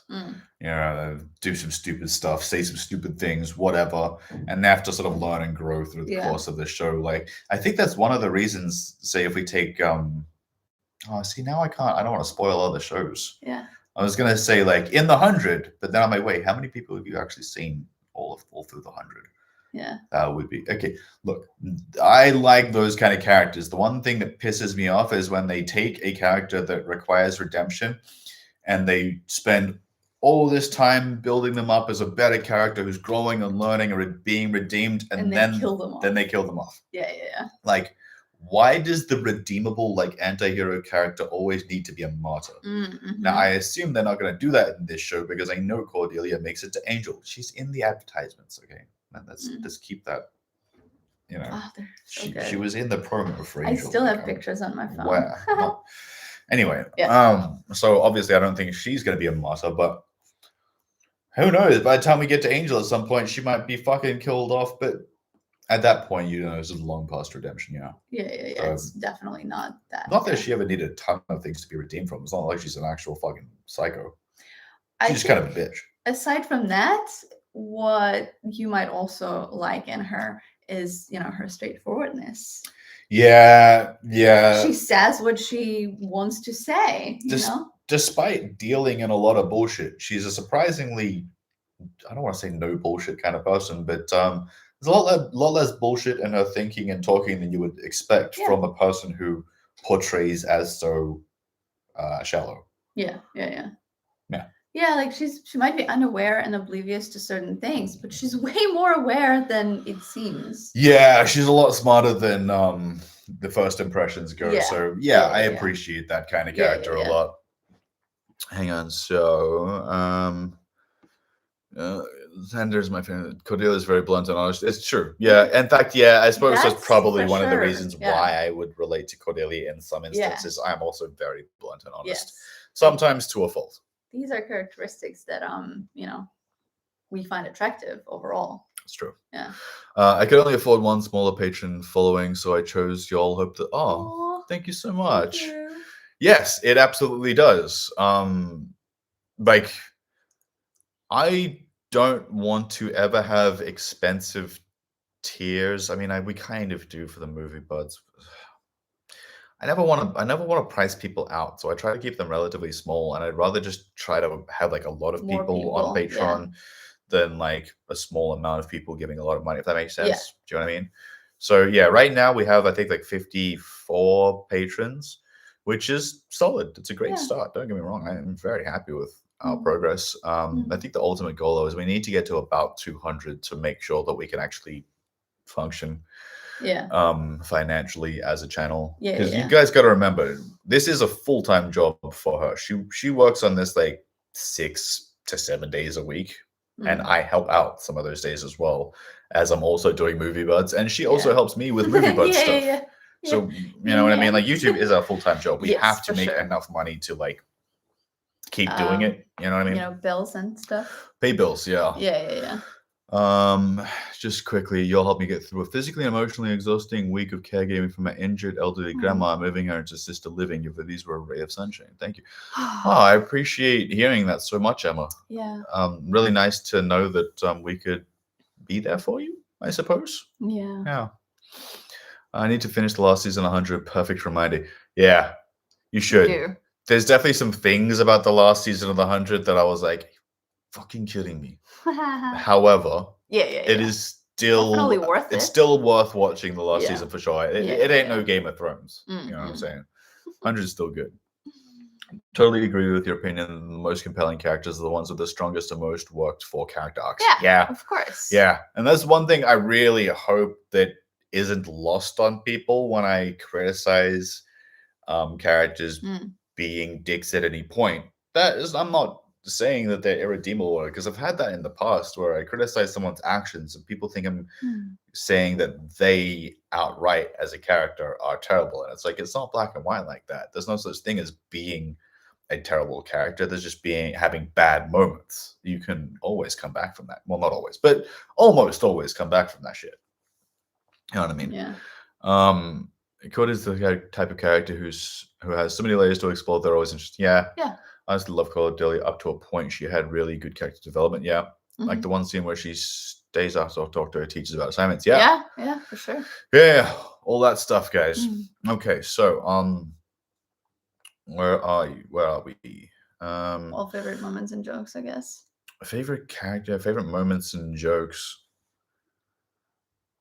The moments and jokes are always little things. They're the kind of things that I'd really love on rewatch, and one of the reasons I love them so much is that they're still funny several times later. Yeah. So I can't really pick a specific thing now. I'd have to like pour through and be like, oh yeah, that was sick. That was, you know what I mean? That's the one. Yeah. Like I almost forget my favorite moments and jokes on purpose so I can rewatch it. Stuff you were excited for Sam. What would you like to see going for? Oh, the next one's for me. Stuff that you're excited for. Oh my god, like how can I even pick? I guess like I am excited for I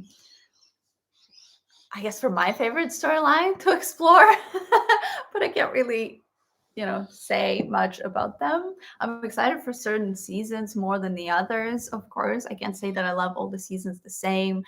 my ideas on them have changed over the years, and on the characters as well. Gotta say, like, Buffy as a character hasn't always been the character I actually like really loved. The most, Yeah, yeah, sure. absolutely. Yeah, Well, I that's used to typical of not us. really like Buffy. Most Especially shows as we a don't like the teen. main character. Yeah. Not all, but a lot. Upon this rewatch, yeah, I Much more absolutely so. like her. Yeah, and Oh, I more. like Buffy. I appreciate her more, and I can Yeah. like relate to her maybe in like You little can understand things. her a little bit better. Yeah, Sure. for sure. Totally. Yeah. Fair enough.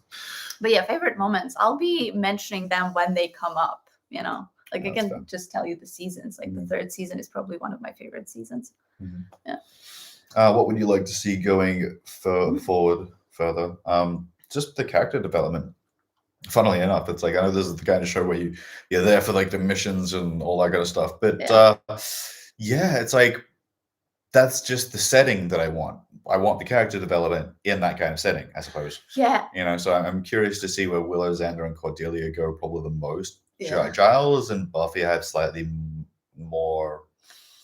I feel like I know where they would go because they're more of normal archetypes, or more commonly explored archetypes, I suppose. Yeah, that makes sense. Yeah, but Cordelia, Xander, and Willow, I want to see how they grow as people. Yeah. Overcoming things, I would say this. Overcoming things is the thing that I am looking forward to the most explored in this show. Yeah. Can you guess what the next story arc for each character will be like, and who the next main villain is? No. I mean, I could, but come on, man. That's a bit. Yeah.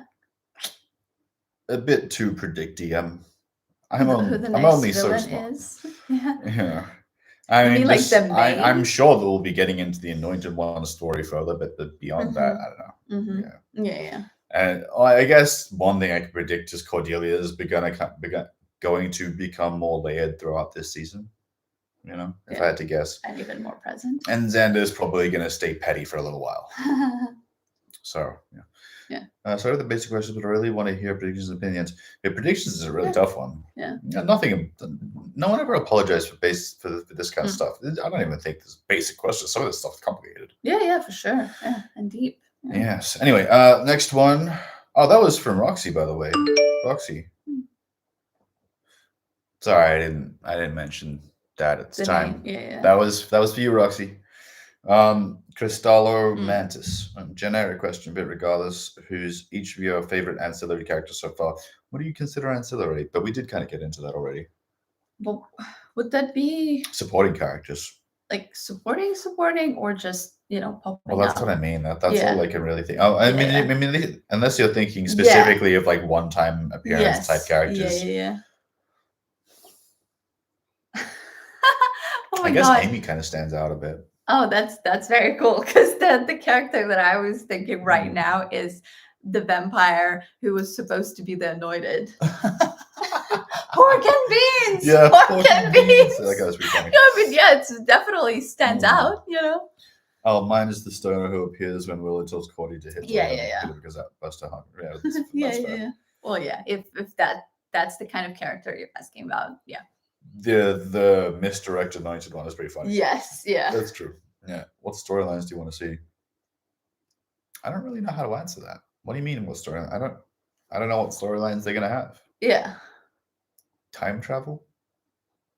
Well, I guess we kind of like answered that to a degree as well. Yeah, to a degree. What we want to see. I would be curious to see any storylines that have flashbacks to old Slayer lore, like previous Slayers. I don't know if they'll do that, but yeah, that makes sense. What was your personal favorite villain, monster, love you guys in how season? I mean, the master.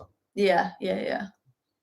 He's and again, I especially because I haven't appreciated him at the time. It's not like, oh, Master, he's just always great. No, I haven't appreciated. Now I really appreciate him. Worst Xander sweater? Well, see, this is a tough one because his sweaters weren't the major problem for me. It was his shirts.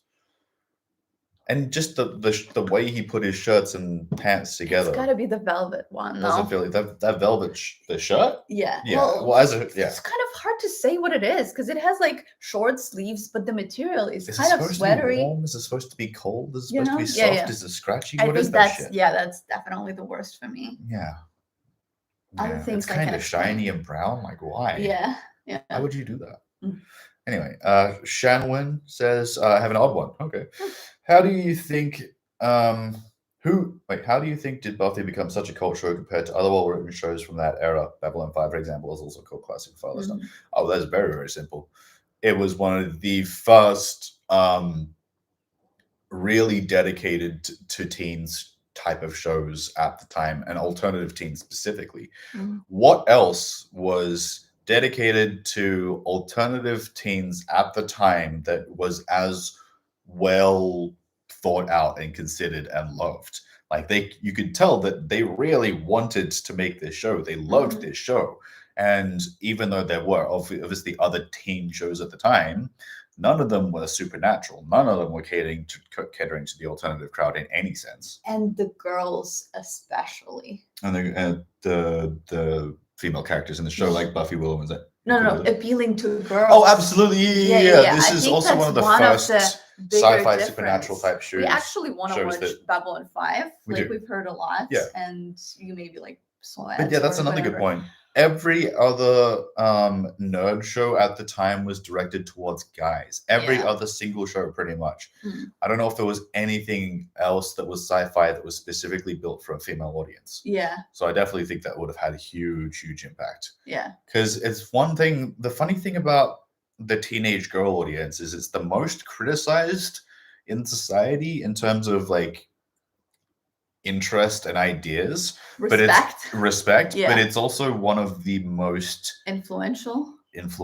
Yeah, teen girls kind of determine pop culture. So it's weird that they've been so heavily I don't know, hated on for so long. Yeah, it's definitely an odd one. And I can remember being a young guy in metal and being guys being like, oh, these stupid little girls don't know metal, and you're like, you don't know that. You talk to one.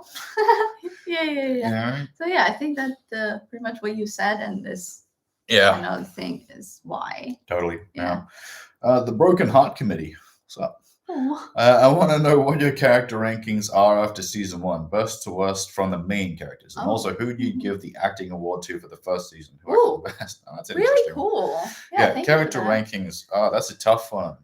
That is a tough one because I don't really want to put anyone at the bottom of the main character rankings. I can. Unfortunately, I can, and it's Xander. Yes, for sure. Sadly. And it's because he's a petty, resentful fucking teenage boy. Yeah. I remember being a teenage boy. Even I was a petty asshole at that time, and I wasn't even that much of an asshole. And I enjoy Xander. I actually like him as a character. I think he'll grow, and I think he could be a better character. This is why I don't want to put him at the bottom. Yeah. But then if we have to worst to best, out of our main 5, Yeah. Buffy, Giles, Xander, Willow, and Cordelia, right? If we count Cordelia in the first season, do we? Yes. I have to. Okay. Yeah. Sure. So that's going to be a tough one. So Xander, Buffy, Willow, Cordelia, Giles. Yeah, it's cool. I hope you don't count the first season of the first episode of the second season, just what's happening in the first. Well, most of Cordelia's best moment is from that last 1 or 2 episodes. Of 11? You mean the Invisible Girl one? Both. Yeah. Yeah, she's still involved in final for sure. Yeah. Not as much maybe, but still. Yeah. That's what I'm going with. And who gives it acting award to? Mark Metcalf, the master. Are you kidding? Who else? Sarah Michelle did do an amazing job. Oh yeah, the prophecy girl. The emotional moments, the things that were supposed to hit hard, they did. Yeah. She did a great job of carrying that character through the first season for sure. Yeah. Any lines or moments this first season that stuck with you? I mean, we kind of already answered that. Oh, moments. Well, moments. I have something. Okay. This is from Remy Edits. Xander saving Giles in the puppet show definitely stand out. Xander saving Buffy with CPR also stands out. I guess these moments. I have them on my mind right now. If I can think of any moments that really stand out, it's all the little moments where Willow's trying really hard to be a good friend while Xander's just spilling his emotional stuff about Buffy all over her, and I'm like, stop it. Stop that. Yeah. What the hell, dude? Yeah. Oh, I also like how Willow is. Wait, is it? No, scratch that. That's not the first season. Cool. Can we get an on-screen graphic for the Xander fashion analysis? Well, no, obviously not. This is a live stream. Not right now. But we considered the idea of just like making a separate video for like, you know, Xander's fashion from season 1. But that would take a little bit of effort, and I don't know if we have the time in our schedule to do that. You know what I mean? Like, if like right now we're trying to edit literally every single day so we can get ahead of the schedule enough to take some time off at some point without hurting the channel. Yeah. So trying to fit in other videos, especially now that she is being more involved with the movie buds. Steph is stepping down to like part-time, like half-time on the channel. Yeah. We've got a lot of work ahead of us to finish out the end of this year. So yeah, trying to fit in extra videos like I want to. It would be really cool. There's so many not videos just I want to Xander, but to do like a fashion review, fashion for analysis. the entire season. To be fair, I would do it for all the main characters because then like how could I miss certain other fits of other characters? And that are just like good. honorable mentions for, you know, not the main characters. And especially like there's some cool stuff as well. If the entire video is just Xander fashion analysis, it's gonna be real negative. You know? Yeah, I mean, I have more positive opinions about so other many people's clothes moments. in that like season. Buffy with her like PI needing the PI That's look. just funny, though. Yeah, there are some cool things that we would discuss That's and would love to. Yeah. For sure. Yeah. Hang on. Yeah, let's. Yeah, I was thinking. Well, hang on. I'm gonna put the questions down for a minute. Yeah. You have a look here. I gotta get up for a second. Go. Walk around for a little bit. I got something to drink. Okay, gotta remember where we were at the time. Okay. Yeah. Okay. I think I'm getting here. Layers, Cordelia.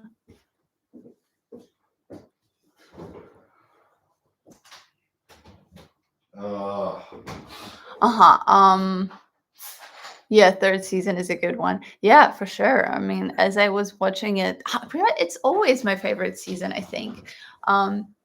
There are moments in other seasons, but overall, yeah, and we'll explore it when we get there. I like the villain and the story structure. You mean of the first season or overall in Buffy?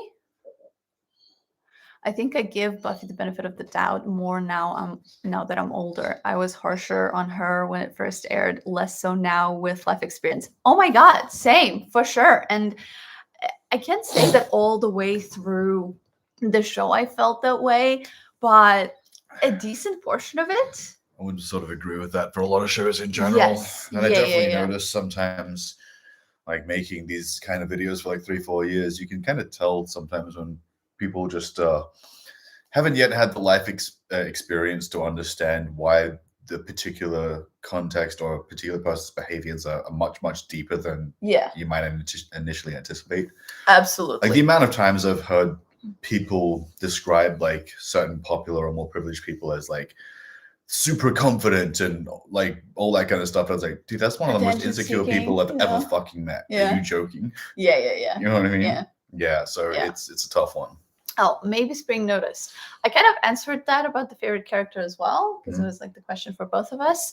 What was your favorite characters? Oh, yeah. Kind of Buffy, because I'm appreciating her more. And then there's like favorite as in who do we like or who do we relate to? Because like it's really hard to relate to any of them at this point in the show right now for us right now as well. Yeah, like I would say same. Giles is probably the one that I relate to the most in some ways. We're both huge nerds. Yeah. But the bluntness of Cordelia, also, that makes a lot of sense to us too. Yes. Yeah. John, I had a crazy fan pull me aside at a dinner because he couldn't understand how I thought Buffy would have been the least likely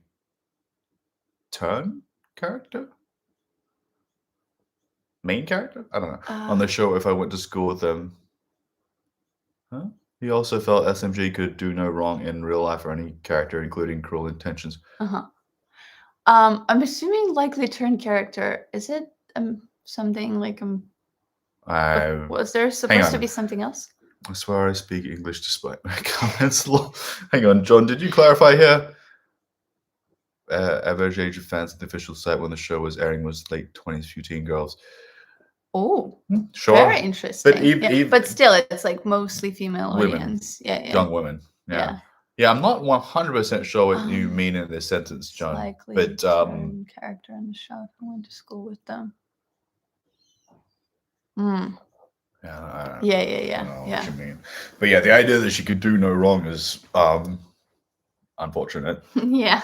Everybody can do wrong. Are you kidding me? It's up to all of us to continue to try to do right at every opportunity. So they at least I like get this last part. Yeah, especially like Cruel Intentions mentioning. So they just, thought that she did no wrong in that movie as well. Apparently. Yeah. It's been a while since I've seen it, but I suppose she did wrong. Oh yeah, for sure. Yeah. That brown velvety one was the worst. Yeah. Oh yes. Charmed. I mean, yeah. Babylon 5 is such a good show. Yeah, we're curious about it for sure. Very much, yeah. Seem to have a flack romance novels get. Yep, to a degree. I think a little different, but yeah. Buffy didn't seem like it was just for female audience, though. The title, though, didn't help it to be treated seriously. Okay, so while yes, there are a lot of male fans of Buffy, much like something like Harry Potter, it's like a quarter of the fan base, from what I could tell, like both from statistics and in general, like in us, and then like looking through like rating stuff and all that kind of stuff. It's like 75% women. That makes sense. And yes, it wouldn't have been able to survive if it was like 90% women or something like that. Yeah, and it wasn't, or at least I would think that they would have like core audience. And it wouldn't be, like you said, it wouldn't be 100% for a female audience. I mean, but nothing mostly, is 100%. Yeah, for sure. This is one of the few shows I made sure I was home for every week when it was airing. Yeah, drawn by a supernatural setting. Absolutely. Sure. Oh my God. Yes. Hey Mars. It's nice to see you here at work on break. Yeah, fair enough. Been a long time. Yeah, been a little while. Yeah. Fashion episode would be brutal on the editing side. Yeah, see, that's the thing. We already spend so much time editing, Yeah, like it's a really cool thing that we would really love to do. But time, at this point, yeah. There's a lot of things that we want to do in terms of making videos that like we just need to have time for. And right now our schedule is 100. Favorite Giles tweets. They all look the same. Okay. I guess no. You think that there's an answer there? No, I do have an answer, but it's not from the first season because like we filmed the first episode. I mean, it's gonna be released tomorrow. The first episode of the second finishing season. Editing that. Yeah. So I actually like the one from there, from that episode. How he looks. Okay. There you go. It would be super fun watch for fashion analysis of each character, but that would be beast for editing.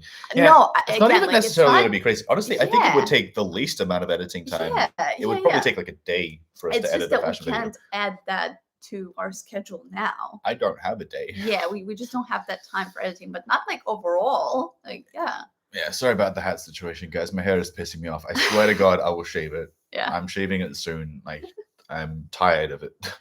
Fair enough. Yeah. I found a pie that's combined with Philly steak. Ooh, I got too distracted from stream by hunger. Oh, that's so nice. That sounds amazing. Philly steak pie. Who the fuck thought of that? Huh. Cool though. But did you find it here or like, on the internet? Probably on the internet. Yeah. Oh, I hope it's here. The crazy fans question was, if you went to Sunnydale with Buffy and crew, who would you most and least likely be friends with? Most likely to be friends with. That would make sense. And you said Buffy and yeah. Yeah, 100%. I would be friends with Willow, probably only. Actually, no, I'd probably be friends with Xander. Okay, but I was almost as petty of a dick as if you went to Sunnydale in like school and you were a teenager, yeah? Check. It's a good look. Oh my God, terrible. Right? I'm understanding that correctly? Oh, look at this, man. It's terrible. If you went to school with them. If I went to school with them, yeah. I might be friends with Xander. I'd probably be friends with Willow, and that's it. See, the problem for me here is like apparently Xander skates, so if he actually skates, I guess we'd hang out. Like if I was living in California, I know I'd be surfing and skating most days the exact same way I did living here in Avalon, Australia. So yeah, I might hang out with Willow. Sorry, and Xander. Go on. Yeah, I I've said mean, that like 1,000 times. You go on. I like them, and I would wanna, like, be a part of the gang, I guess. I can't say that I would wanna hang out with, like, It's not one about person in particular. what. It's not about just like who you would want to hang out with. Who do you think you would actually be friends with? None of them? Yeah, you probably not actually be friends with any of them. Well, it's hard for me to say. Not I never intentionally, had right? cliques. I never had You cliques. never had a group of Never, friends. Well, I never yeah, did the either. people were That's like not a- super well defined. Everybody had different interests. But So what's that got to do with it? You can be friends with any one of these people without but being part of the they're group. all very nice and cool. Like, I don't know how to So, choose. how nice people are has nothing to do with whether I end up being friends with them.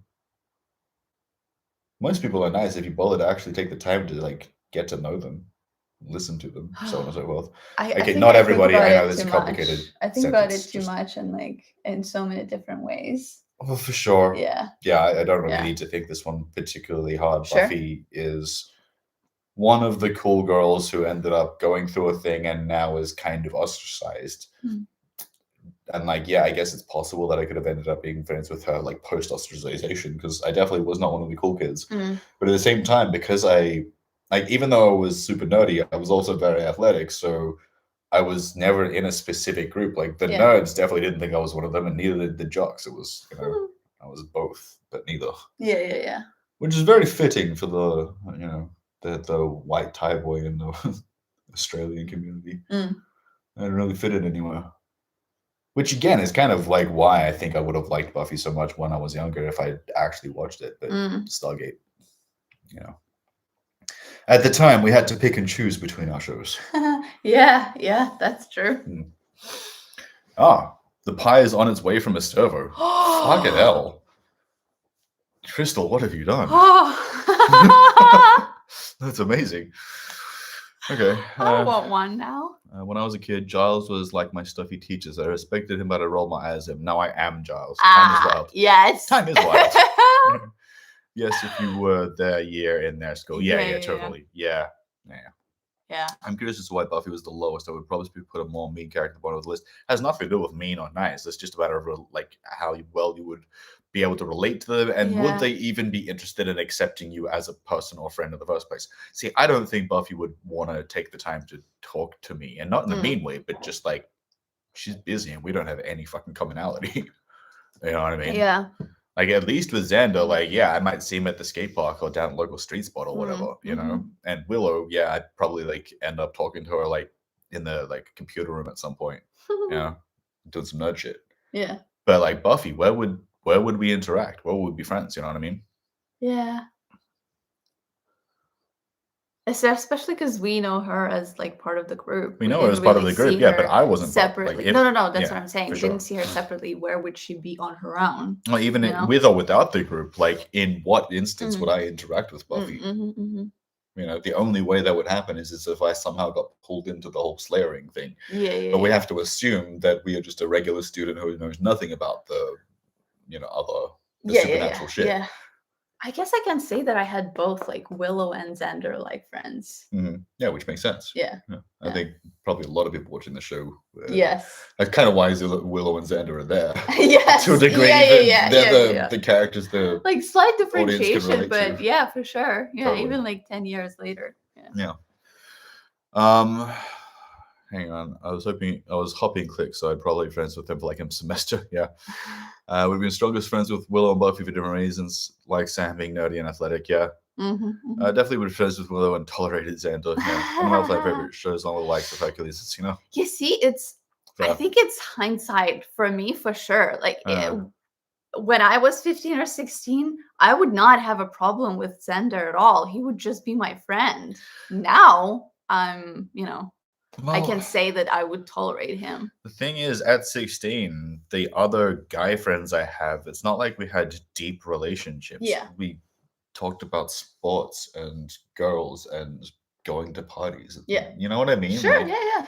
The things that make Xander maybe not the greatest friend to have are not things that I would actually get to see. Yeah, if exactly. we were friends in high school kind of thing. Do you know what I mean? Same thing. That's what I'm saying. I knew guys like that. I was friends with them in school. And now obviously they've grown up. They're not the same kids. So, yeah, it's Yeah. gotta go back. And Crystal is saying at the Bronze as a reg student wouldn't go there. I don't really know what you mean. And as for whether I would or wouldn't go there, I have no idea. It really depends on what I'm doing at the time. Up until about 16, I was not really going to like parties or social events of any kind. I was just surfing. And at a certain point, I realized that the weather would not permit me to surf all the time, and I had no idea what to do with my time outside of surfing. So I started skating and playing guitar and actually hanging out with people. Yeah, I'd say I was just like going to see bands and just hang out outside and watch movies at home. God, I wish I could have gone to see bands in my fucking teenage years. I saw a few, yeah. Avalon is not a place for live music. Yeah. It's a small, like, rich seaside surf town. Yeah. Like, who the fuck is like? Don't get me wrong. Artists have come out of Avalon. I know several of them, but they were not my kind of thing, and it's not like a show I would go to. One of the most famous acts to come out of my hometown was a band called what were they called? The Beautiful Girls. I could be wrong. It was a bunch of dudes. Yeah. But they played like really like lazy like acoustic like cafe music. Yeah. Oh, and Angus and Julia Stone got popular for a little while. They were brother and sister that went to my high school. They had a few big hits here, I think, like 10 years ago or something. I don't know what they're doing now. Yeah. But again, none of these people were people that I like wanted to go see that played their music. Yeah. I didn't even like Angus Stone. It's kind of a dick. I knew him from surfing. Fun. Yeah. Whatever. Yeah. Best and worst demons of the season. Yeah, we did that right. Yeah. Okay. Saki Blue Eyes for Sam. Wait, hang on. Best and worst demons of the season. No. Well, no, I didn't just answer. like. But we kind of have already pointed that out. Best and worst. If we're not talking main master, then worst Miss French. The Amy's mom for me. Amy's in terms of actual like emotional, like if you're not talking about writing. Yeah. Oh well, then emotional impact. Then sure. Amy's mom, but also.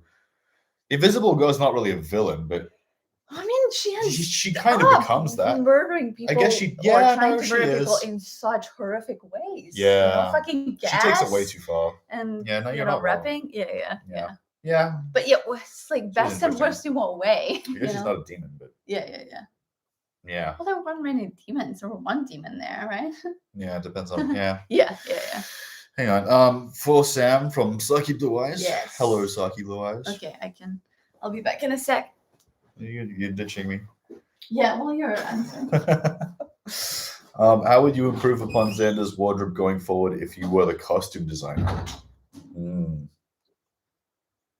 This is a tough one. The biggest problem here is that most of my criticism does rely on the fact that it's like the late 90s, and I hate the late 90s, or the 90s in general. There's some good TV shows and movies from that time period, but overall, pop culture, I think, was super depressing in the 90s.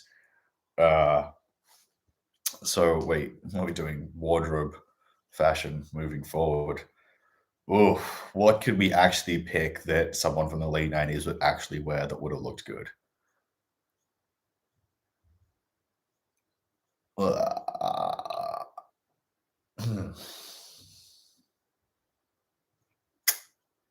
God.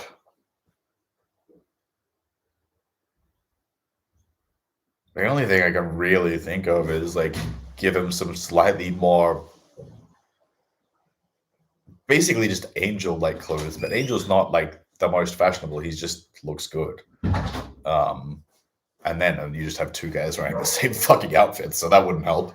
Yeah, honestly, I don't think there really would be a way to improve Xander's fashion sense at that time period. You'd have to literally transport him to a different decade. The late 90s was not a good time for men's fashion. Oh, no, I disagree. I can improve his outfit. Oh, okay. I would improve on his pants and shoes at least. In what way? In the late 90s, what was he going to wear? Ducks. Yeah, okay, I don't like ducks, so that doesn't help. Yeah, so much better for me. Yeah. Well, you like them on me, but not on guys. No, I would say that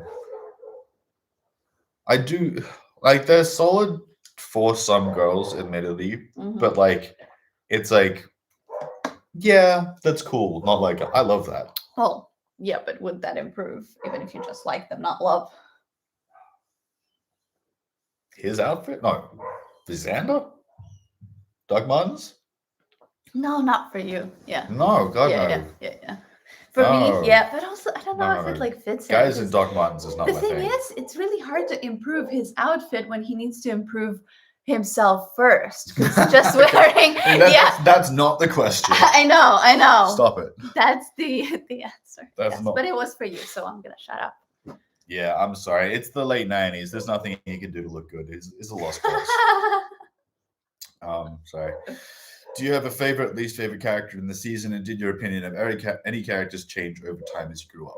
Well, that's I guess We yeah, kind of I have pretty done much that already. answered that with Yeah. Buffy. Yeah, because Yeah. everybody else I loved. You know, I loved Willow and Giles and Mhm. Cordelia to begin with. You know, and we are talking first season right now. We're not talking further away. Mm-hmm. And keep in mind, guys, any of the other season 1 questions you have, if you want us to answer them now, super chat. If you don't, wait till we're done with these questions, because we'll probably just end up missing them. Obviously, Do we you know go what I mean? back and forth. We go back and forth, but we're we not can going to be still- answering the yeah. questions. It's more just anything that we have to discuss, or that we don't want to miss. You know what I mean? Yeah.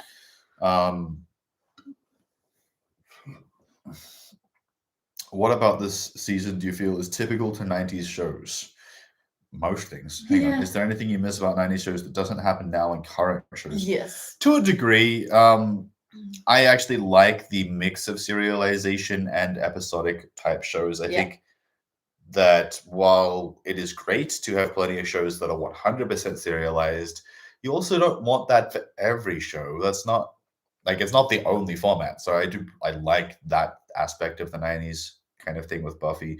And I also, funnily enough, think that a certain amount of restrictions in terms of like money and studio and timing actually serve to force like inventiveness, like creativity out of directors and writers a little bit more so. And also in the 90s, the studios respected the writers' room a lot more. So the writers actually had more time and opportunity to like flesh their show out and write it properly as the season progressed to make changes as the show went on. Whereas right now, that's not as much of a thing. I know that the SAG-AFTRA deals have been like struck, so we need to look into that more. I don't want to comment too heavily on it until I've read more into like the actual outcome of that situation. But yeah, I think the writers' room is the biggest thing.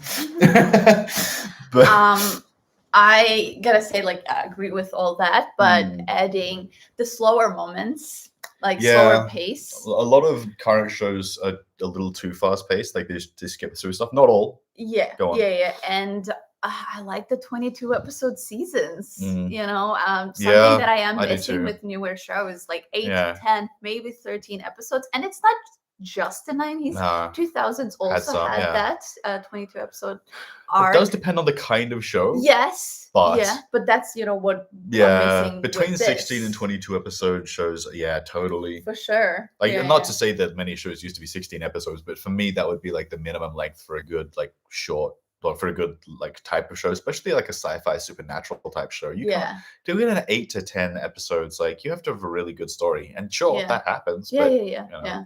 It's like with the shows that are 8 to 10 episodes and they're all one story. It's like reading a book, and I love reading books, but I only, I also want to watch shows that are going to be a little bit not as well connected.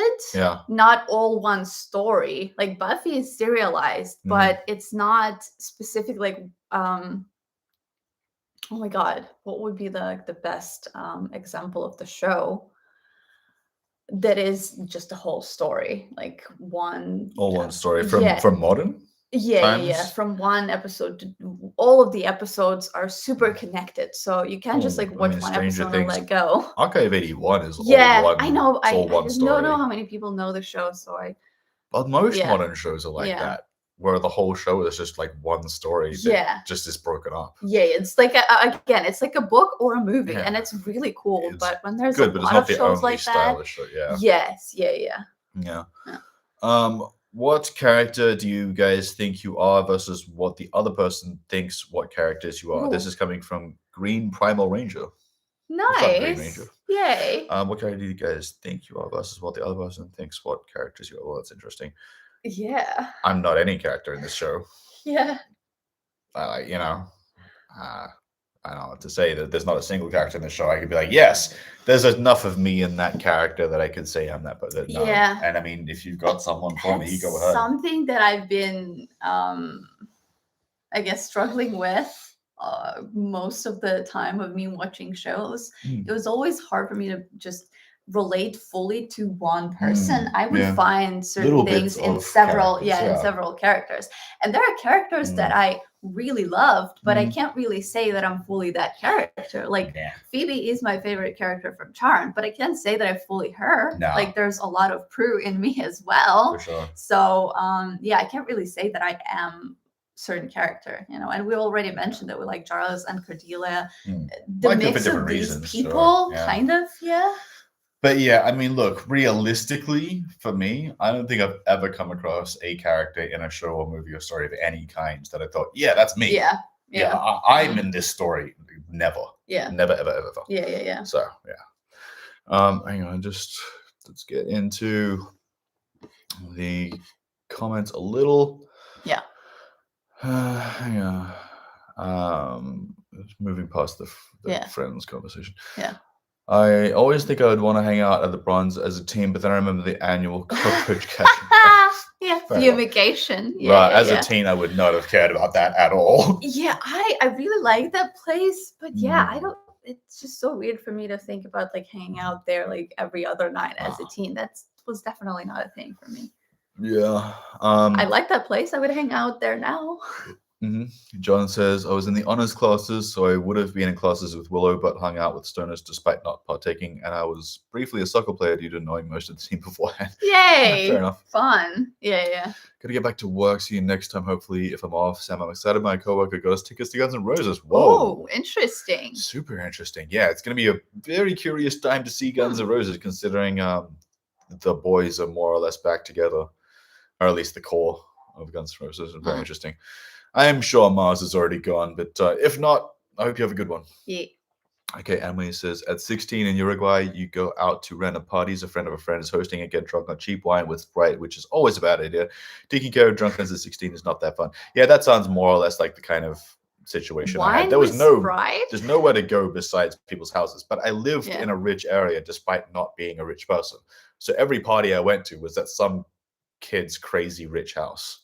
You know, their parents are away for like the shit that you see in like movies, especially like California movies about teen parties. It's like some rich kid's like 3-story house is available for the whole weekend for some reason.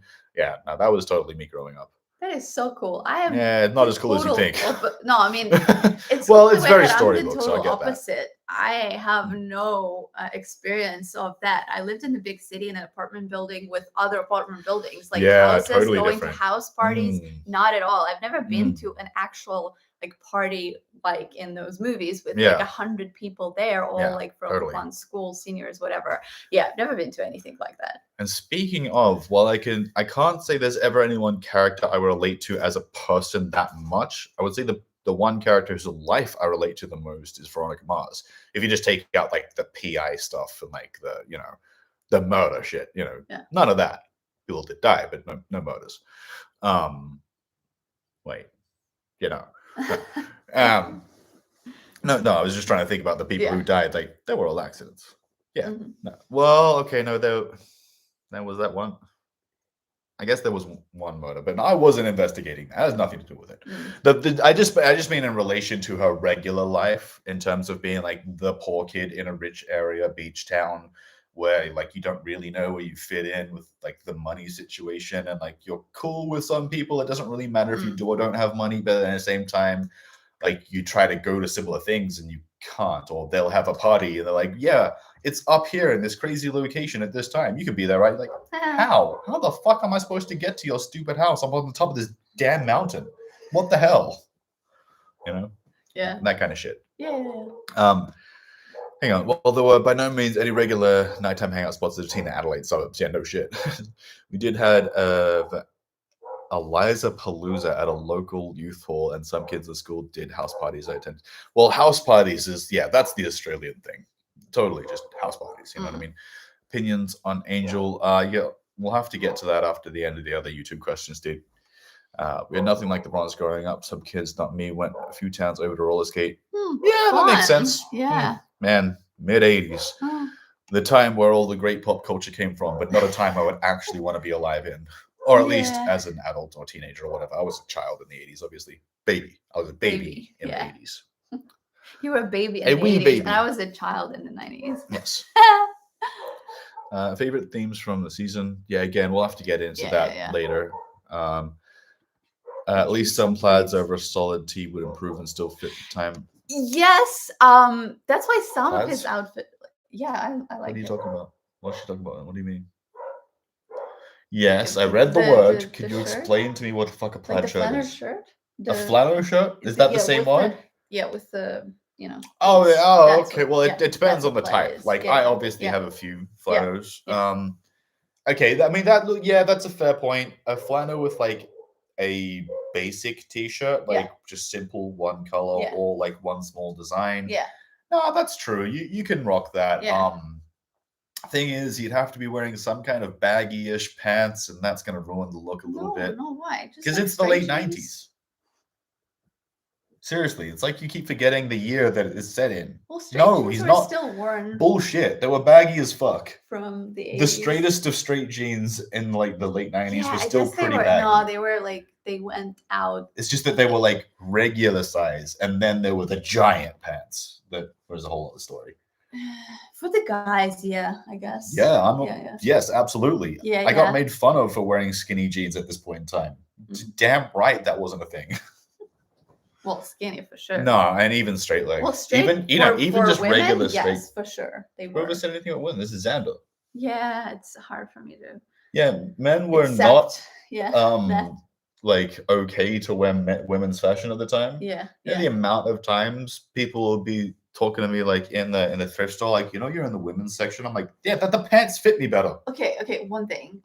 Obviously that's not real life because I wasn't a teenager in the 90s. Leo in Charmed, he definitely wears straight pants. This is like the late 90s. Yeah, 98, 99. Okay, you know what? To be fair, I suppose what you could say is if Xander just dressed more like Willow. Sorry, yeah. Leo, yeah. Wow. Yeah. The O's. Yes. Is Xander dressed more like Leo from Charmed? I guess that'd be fine. But that's more like he's the cool 35-year-old gonna be a dad soon. Yes. Yeah. Like he's cool. Yeah, not a but teenager. He is about to be a dad. Yeah, you're right. He already runs his own business. Style and fashion of teenagers and adults were not. It's not the same thing. Yeah. Fair. Hang on. I agree. You can more easily overlook bad fashion choices when someone isn't being a tool. Yeah. Oh, and what did you think of the music in the show? I mean, so far, it's not my stuff. I haven't really heard anything that I'd be like, yeah, that was me. Well, you kind of like. There was a couple of things in the pack. There was this like. It was grungy music, but I remember that you liked it. Okay. Remember in the pack? No. When they're like walking. No, it's not a good sign that I remember it. Oh, I guess, yeah. But I remember this because I was surprised. At the time, maybe. Yeah. Who knows? Yeah. I remember I like music from the 5th episode. But yeah, the 90s was not my favorite music decade. Yeah, no. I thought the 90s had a lot of one-hit wonder type stuff. A lot of bands who had like one song that was kind of cool, and that was it. And a lot of artists. What are you? 24 lol. One Division is one story. One Division, yes, One Division is one story, but it's intended to be more separated in terms of the way they did it. Like they specifically tried to do a little bit more. Like yes, the show continues its story from episode to episode, but it is not the show I would use as the best example or the example of shows that are all one story. Like Stranger Things is way more one story than that. Yeah. I hear your point, but Yeah. Background skateboarder Sam. Yes, I don't know what you mean. How? What you mean. Yeah, how come? It's 24 has no real standalone episodes. Yeah, it wouldn't. Yeah. Not to say that I think One Division has any standalone episodes. It's just not nearly as carry through of a type of story as a lot of other modern stories. Yes. Even if it's like almost there. You actually can't miss anything. Yeah. Maybe future characters coming up. What? I don't know what you mean. Yeah. I think most modern shows are like books and movies with high focus on overarching plot because of the shift to streaming services when episodes would be filmed and released generally one at a time. It's not because of the shift towards streaming services. They kind of happen more or less at the same time. The shift towards more serialized shows started happening before that. But yes, it was heavily bolstered by the advent of streaming. I would agree with that. Yeah. Yeah. Love Veronica Mars. Yeah, great show. Yeah. Yeah, Gotta say though, I think the first season is the best. Yeah, it's you get that. Yeah. Yeah, there are a couple of things from end of season 1 through season 2 and 3 that it's like, dude, what the hell? And you're supposed to be the smart one. How do you not see this? Yeah, they really, I think, they really tried to be good for they tried to be a little bit or like more for more people. They tried to get in more people. Yes, I can understand that. Yeah. But it's also one of my favorite shows. Yeah. I only relate to Veronica Mars because we're both from Neptune, though my Neptune is in NJ. That's cool. Yeah, that's so cool. 1000% going to have to make a compilation of Buff Summer, but it's just Sam Hades and disclose. Because I'm hyperfixating on that now. Fair enough. Sure. Yeah, admittedly, the fact that it's late 90s male fashion is definitely not helping because that's, again, my least favorite time period of like male anything or just fashion or pop culture in general. Yeah, I'm not the opposite of that. I like a lot of things from the 90s, but they are more singular. And I guess women related. Oh yeah, like there's some good stuff from women's stuff in the 90s. Yeah, for sure. Yeah. I feel like I need to put Veronica Mars on my list. I missed it somehow when I did. Yeah, Veronica Mars is a good show. It's pretty heavy, so keep that in mind. But it is a good show. Like if you're a woman specifically, it's definitely a pretty heavy show. But that's almost kind of why it's important, not almost. I became friends with a couple of the bands on the show. The only one we saw so far was Velvet Chain, who were playing the bronze in Never Kill a Boy. Yes, so the 5th episode, exactly. Yeah, fair enough. Love that. You should watch for Veronica Mars, totally. Yeah. As he didn't identify with any main characters when you said before, Sam could just be a random skater out of Cali High School. Oh well, yes, more or less. Yeah. But thing is, I wouldn't even really be like friends with the other skaters. I would skate with them, but like, I don't even really fit in skateboarding, so I don't know what to say there. I helped kickstart the movie and read all the novels, so I'm not objective. The Veronica Mars movie. Remember, I see. It was funded by fans. Totally. Yeah, nice. I haven't helped kickstart, but I have also read the novels as well, and I think the movie is great, and the revival season was also really good. Maria. Mad Bandit 77 says, since you're an old school Sunny Dalian, has the controversy about the show's creator affected your feelings about the show itself? No. Not really. No. He's not the only person who worked on the show. Yeah, that's the main thing. There's so many people who wrote the show and worked on it. The actors, the crew, and everybody. And the show itself as a product, no. And also, aside from all the people who worked on it and who made it what it is, because obviously, the main idea, the whole idea is Joss's, but he's not the only writer on the show. And overall, the other people who complemented the show. But aside from that, even the kind of person he was, it's not the same as some other people and some other controversies that's been around. Well, because it was just like a nerd asshole? Yes, the cruelty, how mean he was, how badly he reacted to certain things that I'm not going to mention now because we will get into them later on to a degree, like with Angel and stuff. It's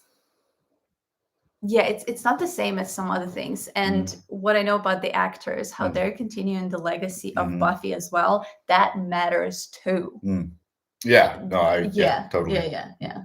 Like I prefer, and I'm thinking about it as the project that's been worked on by all of these people, and I want to give them credit too. I don't want to disregard. There are thousands of other people who deserve to be respected because of this one person. Totally. Yeah.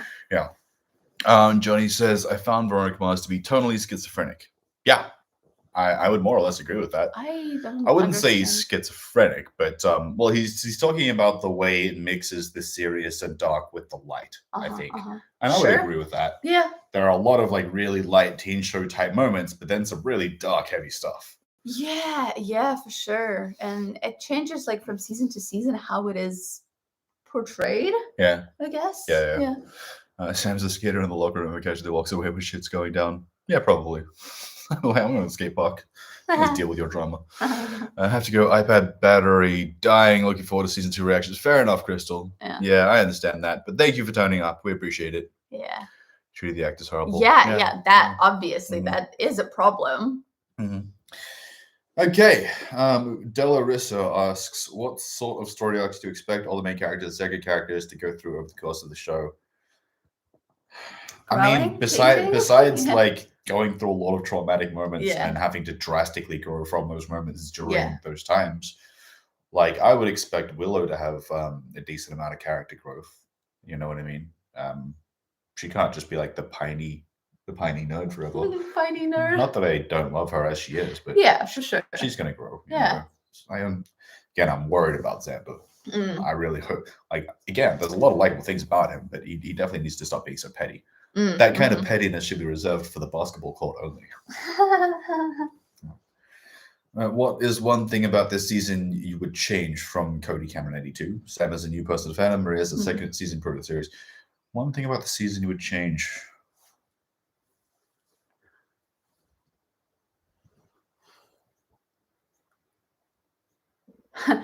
There's one thing that I would change about season 2, but it's not the time yet. I don't know. I mean, especially considering the reality of like their situation, how much money, time, all that kind of stuff they had. All the characters make sense. Yeah, I don't think I would have changed anything. I think they set up and like, introduced the characters. I want them to grow, but that's not really changing in the first season. Yeah, everything I want them to do is stuff I want them to do moving forward, not change about the past. Do you know what I mean? Yeah. Crystal, your question coming up right now. Yeah. Just as you're leaving, that's fair. If they had about 10% or so more of the current budget, what areas would you want the series to improve, like lighting, audio, costumes? Lighting, for one. Although to be fair, part of the problem with like lighting and color grading right now is that when you're watching things that have been like ripped from a DVD and then copied across the internet a few times, the overall color grade will change. It's like it got probably a little bit darker than they initially intended. Not that they say they didn't initially intend it to be dark, because like they did. But you understand like the subtleties of color grading. Like you guys probably don't know, I regrade the show's audio and color before we post them, because the copies that we have are not amazing. And I want them to still look good, or was not ruining the integrity of what they're supposed to be. Like I try to make sure that any of the darker moments, the shadow type stuff, is still as dark as it should be. The contrast is so high but the contrast is super high. Yeah, and there's not a lot you can do. Like if I was going to change anything, it would be the audio and lighting. Oh yeah, the audio. The audio, like, look, I understand what they were trying to do in the 90s. There was still much more room for dynamics, but there's a reason audio got more compressed over the years. And, well, to a degree, but even then, some modern audio design is so fucking horrible. Like, these goddamn audio engineers, or realistically, the director telling the audio engineer what to do, is just fucking it up for everybody. I'm so tired of hearing whispery characters that you can't hear a single damn thing they're saying. Another thing, trying to make it too realistic. Trying to make it too realistic sometimes ruins it. Yeah. And you gotta remember it's still a show. Specific example, the first episode of the second season, in the hallway, they're trying to make the real hallway with people talking, and there's a lot of people. Yes, and I can't, for the love of I don't know what, hear what Giles is saying. Because of all the loud noises. And it's like, it doesn't make the show better. It doesn't make it more realistic because I can't fucking hear what he's saying. Yeah, there are some aspects of reality that don't translate to movies just and TV. Tone it down a little. Yeah, I get it. There are people there. It's a high school hallway, Yeah, like there's no like TV show or movie that we would do a reaction to that I'm not going to remix the audio before we put it on YouTube. You know what I mean? Yeah. Who was your favorite non-Scooby character from this season? I'm assuming you're referring to the main core group of characters. Yes, that hasn't been named that yet. That's never been referred to in the show yet. So I just have to assume. Like it will be, I know, very soon, but it hasn't been yet. Queen of the Zombie Apocalypse. But to be fair, we kind of answered this question several times. Yeah. Who are the favorite characters? Yeah. Who's Oh, this one. I love this one. Oh, this is the Philip Yes. Schmidt 80. Yeah. Who is your favorite character and why is it Cordelia? If it's not Cordelia, why is it not Cordelia? I love this so That's pretty much. funny. Thank you so much. Yeah. No, that's Cody great. is But like yeah, top 2 for me right now. he is so. one of, for sure. Yeah. Yara1059 says, Sam, has the show been living up to the hype so far? Yeah. Yeah. I mean, I knew what this show was going to be going in. There's no real surprise in level of quality or production. It's like the Godfather of modern TV. So. Just a second. I'm seeing you're like mentioning names here and stuff. Can you please not? Because we like I don't want to give away who's going to be on the show later on. Oh, you know, yeah, because I'm going to read these comments. Yeah, please delete that. About the audiobook, I'm gonna answer now. Yes, I would like to listen to it. It's really cool what's happening, but let's not talk about it and let's not mention any names. Okay. Sam, has the show been living up to... Oh, we did that. Yes. Okay. Yeah. Still from Yara. Do you prefer when the episodes are vampire-centric or when we're fighting a monster of the week? I can't say I prefer either. I think they're both valid for different reasons. I would say that moving forward, I would want things to be more vampire-centric, as I believe that would be part of the overall plot more so. There's going to be bigger plot lines probably involving vampires. It's a freaking vampire show, so yeah. But I do think that the Monster of the Week episodes have their place. I think it's important to still have them sometimes. You know what I'm saying? Yeah. You know, so... Yeah.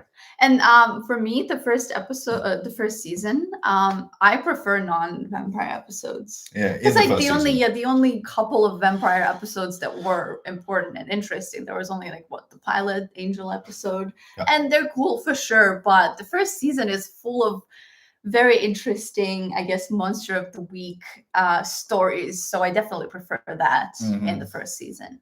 Yeah, cool. Still from Yara, and this is our last question from the YouTube community post. So if anyone has any other questions after this one, feel free to start posting now. Sam, what were your preconceptions going into the show? Were any true? Were you surprised by anything? I mean, yeah, my preconceptions about the show was that it was going to be a well-written show with good characters and dialogue that has character development over the course of its 7 seasons.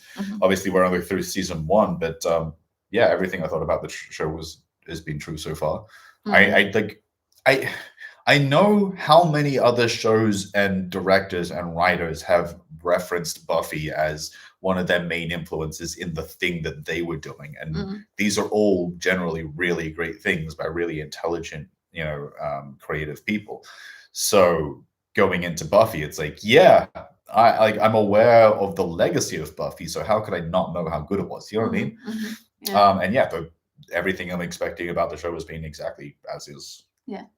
So far. So yeah, that's very cool. And Maria, last question. What season are you most excited for and why? We already know the answer. Whatever. Who is your favorite character and why? Well, the season I'm most excited right now, it's season 3. Yes, it is one of my favorite seasons for sure. Yep. And right now, that's the answer. And the favorite character, again, I have to. It's so easy for him. He only seen the first season, and I have to not think about everything else and just concentrate on the first season. I would pick Giles and Cordelia. Same thing. Yeah. And I do appreciate Buffy more now, but I already appreciated Willow a lot earlier on. So that hasn't changed. One thing about the names of the actors, it's not character names, but I don't want him to know which actors are gonna show up and when. And whenever they show, obviously, he knows the core cast, but not other... there are a few bigger names, so I know we're gonna be on the show. James, what's his name? James Monsters for sure. Yeah. But some of the other names other characters you don't know, and whenever a character shows up, he doesn't know that that's going to be a main character or a supporting character or anything. I have no idea. And if he knows these names, he knows that they will be on the show for longer, and it's not that big of a deal, but it's certain people I know Eliza Dushku's whose character is going to be in at least a few stories. Yeah. Whether it is Seth Green's character, I have no idea if he's there for more than one episode. Yes. Yeah. So there's that. How far are we going back? I remember the angel question. This is where we're up to. But there were a lot. Well, no, what do you questions. mean? I can't. I want to mention Solid so many times. The questions that were happening before. We can't get to them now. We're going to get through. Yeah. Well, I'm not going back through the entire chat to figure out which questions we missed. Yeah.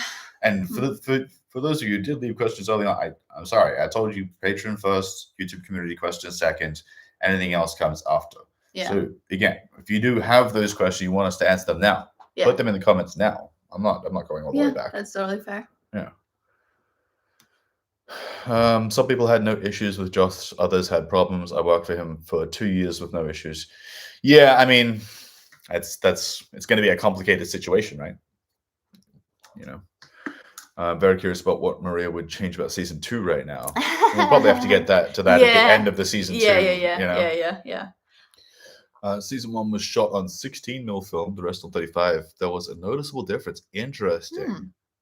I did notice that the first episode of season 2 looked different to season 1. So I guess that explains it. Huh. Yeah, cool. I love that Xander has weird, bad style. It helps me suspend my disbelief that he is a high school-aged boy. I know.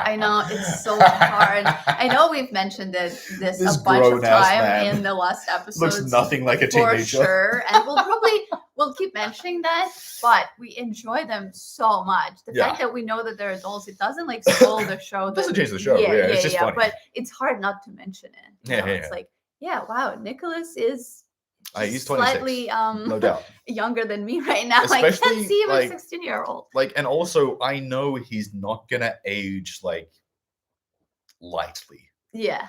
He's not gonna still look like a teenage boy, and like by season 3 he's gonna look like a middle-aged man. It's gonna be weird. Face, season 3, season hair 4, is so well because you can tell he's in his late 20s now. Yeah. Like what's gonna happen when he hits his 30s? He's gonna look like a dude in his 30s. Yeah, what I noticed now is that they all look so much thinner in the beginning of the second season. And not just Nicholas, like everybody else. I'm oh, okay. I hope that wasn't a thing. It was, it just happened from the first season to the second. Probably more sign of the times. Yeah. I wouldn't be surprised if they all just were separately trying to lose weight because it was late 90s and they were supposed to be skinny as shit. It might show as one of it's not nice. Anyway, fair enough. I love that you guys point out potential plot holes and discuss them. What is one plot hole to loose end that you are hoping is explained? I mean, is there anything actually missing right now that I'm?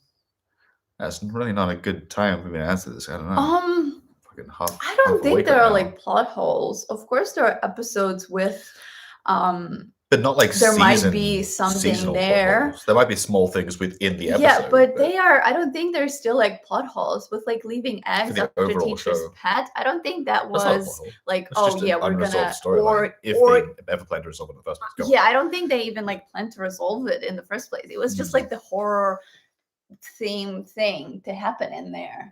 Like after everything is done, there is a potential for new threats. So indeed. Roxy, how long will the stream last? Yeah, we're probably going to wrap this up in the next like 15 or so. We've gotten through all of our questions. It doesn't seem like anyone really has any more questions that we didn't get to already. So that's cool. So we'll just finish up this last like 15, Xander's 5 o'clock shadow should have won Best Actor in a Supporting Role because it appears so much throughout the show. Fair. At least the 5 o'clock shadow is believable. Like teenagers, especially like the further you go back, 100% had beards. Yeah, but they still looked so weird with it. It was kind of out of place. No. And he doesn't look weird. No. You were thinking of like guys who looked young with teenage beards. I'm not talking about that. I had several friends in high school who looked like middle-aged men. That was the guy who bought beer for me was 2 years younger than me. He was just like 6'2" and had a grizzly bear beard. He looked like a middle-aged man. Sure. Like literally nobody ever questioned that this man was a teenager. It was very weird actually. But nonetheless, he was not the only one. He was just might have been something there. He was just tall and had a big ass beard. Well, yeah, but the fact that he was so developed in his age. No, nothing else was that developed. You just couldn't see his face behind all of that beard. Well, yeah, the beard, the hair. No, that's not that abnormal. Teenage boys, some dudes just have hair genes. They grow it everywhere, Um, they're already over what they thought at the start. Yeah, well, that's true. Need to go to bed. Yeah, fair enough, Roxy.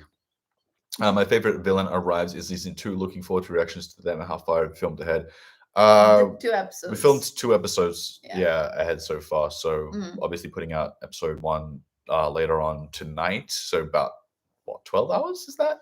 No, 14. not 12. Yeah, 14. 14 Yeah, hours yeah. from now. Yeah. And then obviously sees episode 2 we'll start working on. Hopefully today we need to try and get more ahead of the schedule. So any ETA on the movie reaction? Yeah, that's a good question. The problem, of course, is we're having trouble trying to fit in where we can edit the movie, it. Yeah. because we do have it filmed, Yeah. and we have a 2-person editing help crew who go through and help us do our editing for Buffy and the movie buds, and we still don't have enough time right now. So I'm really, really not sure. But if we're capable of getting ahead of our schedule a little bit more so, it should give us a little bit more room to hopefully fit in the editing for that movie. Probably gonna have to get the girls to help out with it at some point. I don't know. Yeah. I really hope we can post it in the next couple of weeks, because we have had it filmed for a couple of weeks already, and I don't want to leave it forever or anything like that. For sure. Yeah. And I enjoyed doing it. It was fun. I don't know if you have answered this, if so, ignore it, but where do you see Cordelia's arc going on in further seasons? The person in love her character development so far. Well, I know where her character goes. She becomes part of Angel's team later on. Yeah. You know what I mean? So obviously she's going to grow as a person. She's going to develop some fighting skills, I assume. Probably get a little bit involved in the detective side of things, given where the Angel, I've heard it's a procedural. Kind of like a cop show, but vampires or some shit. Well, not a cop show, detective show. Yeah, not white well, cop. Cops are detectives are cops. Oh, it's PI. That makes sense. Yeah. Yeah, no, totally. Yeah. Totally. Like, I assume that she's going to be a more fleshed out character and a deeper one overall. I assume that she'll probably have somewhat of an anti-hero vibe for most of her run, but there's going to be plenty of like big character growth moments for her like showing that she's like a deep person with real thoughts and feelings and all that kind of stuff. So yeah. The guy who sat behind me and was going bald. Yeah. Oh, John, that's so rough, but it's so true. Like, I remember one of the dudes in Jesse's grade, so the year below me, started going bald while we were still in high school too. I think by the end of high school he was like half bald. Felt really bad for him, because he was one of those guys who was like the popular guy in high school, and it was like, top of his class in terms of like, I don't know, the pecking order or whatever. By the time high school was over, it was like he kind of seemed pretty depressed and like was drinking a lot more, and it was like, dude, you're not supposed to hit the 45-year-old drunken depressed stage already. This is fucked up. I actually felt really bad for him. He wasn't even like a dick or anything. It was just, he was a popular guy, and they started going a lot of pressure pretty quickly. Has done a lot, yeah. I guess. I don't know. Yeah. The guy I had a crush on in high school was 15 with a full beard. Yeah. Straight up. Paul Rubens. Yeah, Paul Rubens was great in that movie. Yes. Oh my God. One of the best things in the movie. That death scene is so insane. Like, I'm like, who said, did the director say you should do this, or did you just say, fuck the director, this is what we're doing? Like, what was your thought process? I wish I could have spoken to Paul and be like, why? Yeah, what's happening there? How did this happen? Yeah. It was really good. Yeah, but my tongue hasn't worked on Angel season 1 and 2. Yeah, I know you have some thoughts to say there. I'm very much looking forward to it. I'm sorry, you're probably gonna have to hold those thoughts for like a little year. Yes, yeah, we have 2 seasons to go through before we start. Obviously, we've talked in the past about the idea of having to posting 2 episodes a week on this channel, which we would fucking love to do, but considering right now, basically, the 2 episodes a week is hinged on the idea that our editors can help edit one of those videos, and we would edit one of those videos, and we can post 2 videos a week that way. But right now, the channel isn't making enough money to pay an editor to do a whole episode. Like, we would pay them more money than the video would make. Yeah. Do you know what I mean?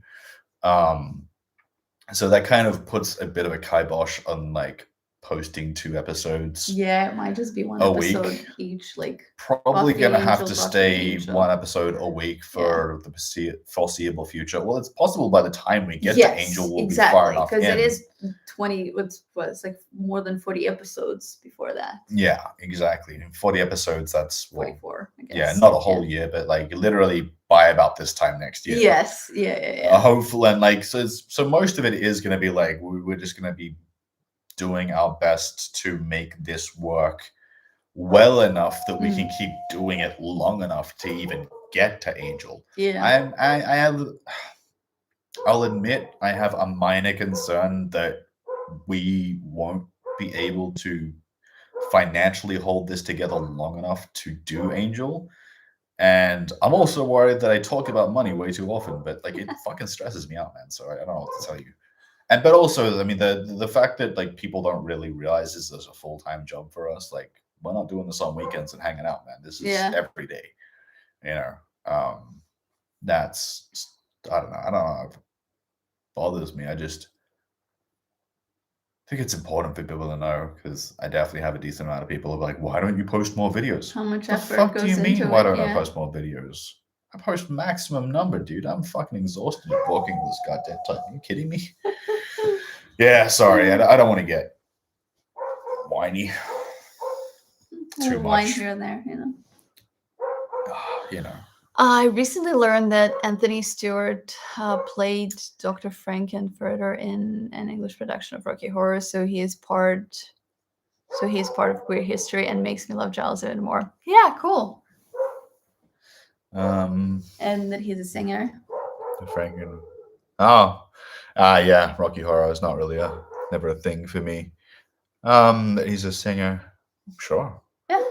Yeah. Yeah, very cool. I actually also did not know that until a few people mentioned it in the comments. Yeah. Yeah, and Wild One is, you must have known how as an actor based on his Pee-wee character before. I mean, well, yeah, Paul Rubens was like he was famous specifically for his Pee-wee character. I think anyone who knows Paul Rubens knew him first from that role, or at least that was his major role. Yeah, I have no idea. Yeah. Well, you didn't really know who Paul Rubens was outside of this movie, right? No, I mean, I'm sure I've seen him in some things, but I don't know. He didn't do a lot of stuff outside of... I mean, he did some stuff, sure, but a lot of smaller roles. Sure. Well, that's exactly how I could... Especially after, like, 1990. Yeah. For, like, 10, 20 years, he was basically persona non grata for that whole porn theater incident. Oh, okay. Oh, you don't know about this? Yeah. It was like a big scandal. He got caught high on drugs jerking off in a porn theater. Oh. Yeah, it's real sad because it's like fine. I don't think that's a thing that you should have to get over, but come on. But yeah, at the time. Yeah, it was like the 90s. Yeah, totally not a thing to even. Yeah, people obviously at the time were like, outrageous. This kids show entertainer is being caught in a lewd situation. You're like, he's still an adult man. Yeah, and in an appropriate setting, you know. Yeah, and it's not like it was fucking outside. You know? It's not like he was like hanging outside the school or something. Yeah. Agreed. Yeah. Hang on, sudden commercial break. Just interrupted you. I do have insider trivia starting Buffy season 2. I'll leave it in the comments as we go. Yeah. Anything, John. We do appreciate the trivia that you have from episode to episode. That's great. I'm just sorry that some of the stuff from Angel. Yeah, you'll just have to wait. It's gonna be a struggle to get to. Yeah. Again, I really hope that we can actually get as far as posting Angel videos so that we can get that trivia. I would. What? I'm reading Anthony Stewart Head's daughter was a villain in the D&D movie. Really? I guess. Remember. Oh my God, the red whatever. Look, we'd have to rewatch the movie. I can't remember who the villains are. I remember who the main characters are. Well, that like sect of warlocks or what it was. No idea. Yeah. I mean, I think I got you. Yeah. Did not know that was her. Yeah. Oh no, an adult man watching adult content in a place where you're meant to do that. I know. Yeah. Yeah. Right. The 90s was a shitty time. Oh. I took an undergrad class on Buffy. Yeah. So it's cool to relive my love of Buffy through your reaction videos. Thank you. Oh, that is so cool. Cool. Yeah, I have heard so much about like people writing their thesis and like on different kinds of papers on it as a television show, as a like cultural phenomenon, and the character grows and everything. Yeah, that's amazing. Thanks for hanging out with us. She's Safina, the The red red wizard, the wizard. main. Oh, the main Yes. villain. Yeah, Yeah, yeah, sure, yeah, sure, yeah, sure. yeah, Yeah, Cool. I get Thank you. you. Yeah, I figured that was her. Very cool. Very Yeah. cool. Okay. Kind of off topic. What? I don't know what that word is. Do you have any somewhat recent TV show recommendations for those who love Buffy and Charmed? Oof. I mean, would you recommend Shadowhunters? Yeah. Not that that's recent. It's like 15 years, but still. What do you mean 15 years? 10 years? What? Like 2016 to 2020. Oh, I thought it was like 2013. No, It was 2016. The show, yeah. Oh, okay. Well, Yeah, it's like- so that's relatively recent. Shadowhunters is, I guess, pretty similar to It's slightly more Buffy cringy, but I and enjoyed it. overall supernatural, because there's like everything Obviously there, supernatural, werewolves, yeah. vampires, and I think you know everything, that. and there's a team. Definitely some character development and the way the story progresses. Yeah. You would also think Teen Wolf, yeah? Teen For Wolf, those of sure. you I who would think may that not people have have seen seen it. this You show would because think, they are but- not like as recent, you know. Sure. Yeah, sure. That goes back to 2009. Yeah. Warrior Nun, at least season 1. Chosen One storyline. was really good. Yeah, if you're into Chosen One stories, if you like animation stuff too, Kipo and the Age of Wonder Beasts, I think is a fantastic Chosen One storyline. Really, really, really good. You could tell that they wrote all 3 seasons like all at once, which they did too. So. Yeah. Can't think of Especially like in the last 10 years. Yeah. You guys I have watched can't really Agents say of anything. S.H.I.E.L.D., right? If any of you haven't seen Agents of S.H.I.E.L.D., that's definitely a good one. We've kind of got it on pause at the moment after season 1. Like, I've seen the whole show several times, but she hasn't seen it all. So we watched season 1 together, and then we realized we could potentially do a channel for it. And I like the idea because it is a great show. I'm actually worried that it's a little bit too underrated, though. Like, we wouldn't actually get enough views for it to be financially viable to continue making new videos for. Cat McNamara. Yes, that's the one with her. Yeah. Oh, you mean Shadowhunters? Yeah, totally. Yeah, like that's I read the books like way back when they came out, and then watched the movie. The movie was not good on different aspects. Fine, if you can piece together what it should have been based on the story. Yeah. Could have done a better job. But yeah, the show is so good. I love all the changes that they made. They actually made a well. You want to read the question out loud or just start talking? No, I wanted to look through the other things first. No thesis, but I did have to write a paper as my final for that class. Yeah. Sure. Awesome. What did you write about specifically? Hold on. We're ending this stream. It's not 15. I guess now it's 15 minutes. It's been. Yeah. No, ask questions. We don't have time. Sorry, Alejandro. Any theories for why most vampires dust, but the master left a skeleton? Well, just because he's the most oldest powerful. He's at been that around the point. longest. Yeah, that'd be my idea. Yeah. I'd recommend season 3 of American Horror Story and season 8. Both have witches. I've seen all of them. You can't really recommend that in relation to Buffy. One thing that I can recommend in relation to Buffy and Charmed of the newer things is new Roswell, New Mexico series. Oh yeah, the remake of Roswell, the reboot. Yeah, that's really good. It's pretty good. Really good. Yeah. Shadowhunters is watchable if you're willing to get through incest plots. They're quite annoying. Everyone in the show is hot, so it's an easy watch for sure.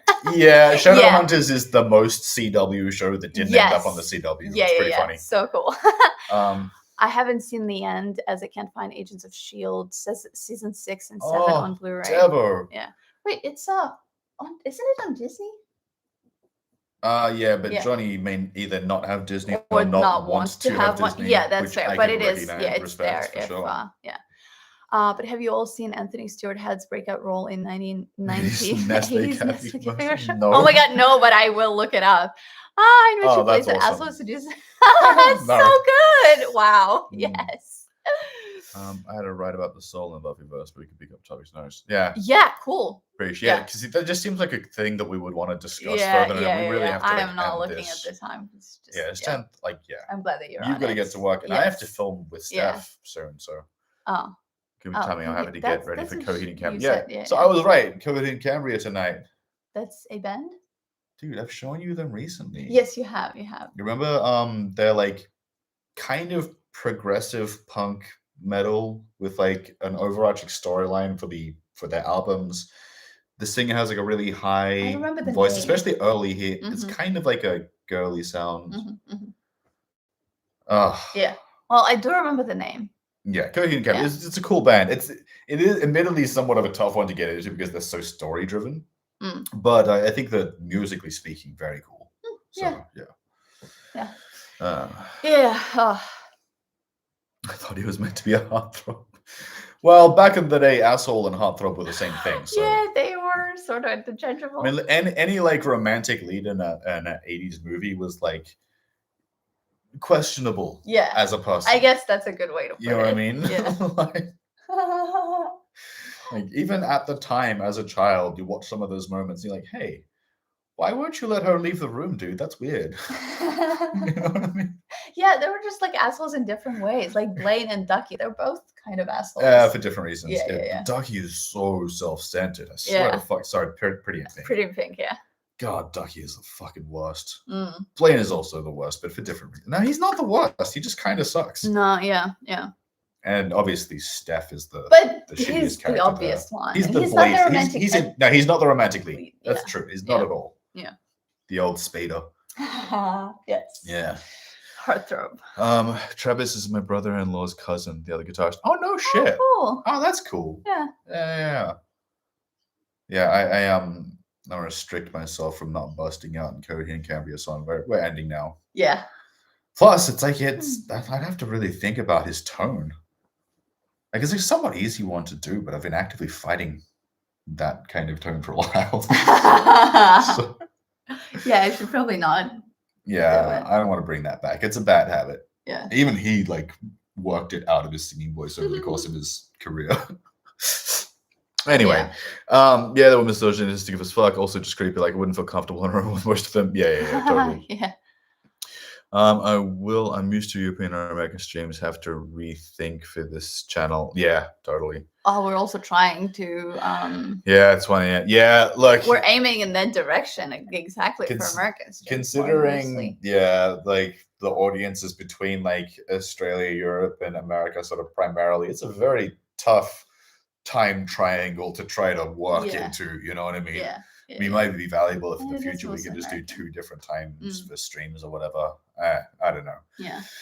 Anyway, guys, that has been our first season Q&A. And just hang out live stream. I enjoy doing these live streams, so maybe we could do some more of these in the future. It's always fun to hang out, but we shall see, obviously, how how everything goes with the channel with the future. Obviously, we'll keep you updated. Yeah. I know I've mentioned several times that we're holding this shit together very, very tooth and nail, very loosely. So if something falls apart, we will let you know, obviously. But I anticipate that we will hold our shit together long enough to keep the stuff going to the point where it grows to the point where we're okay. Yeah. You know, I'm never expecting us to be like rich making Buffy videos. Yeah. Or wealthy of any kind. It is more of a passion project, of course. 100% a passion project. It should be sustainable. It should be sustainable. The only thing I need for this channel is for it to be sustainable. Yes,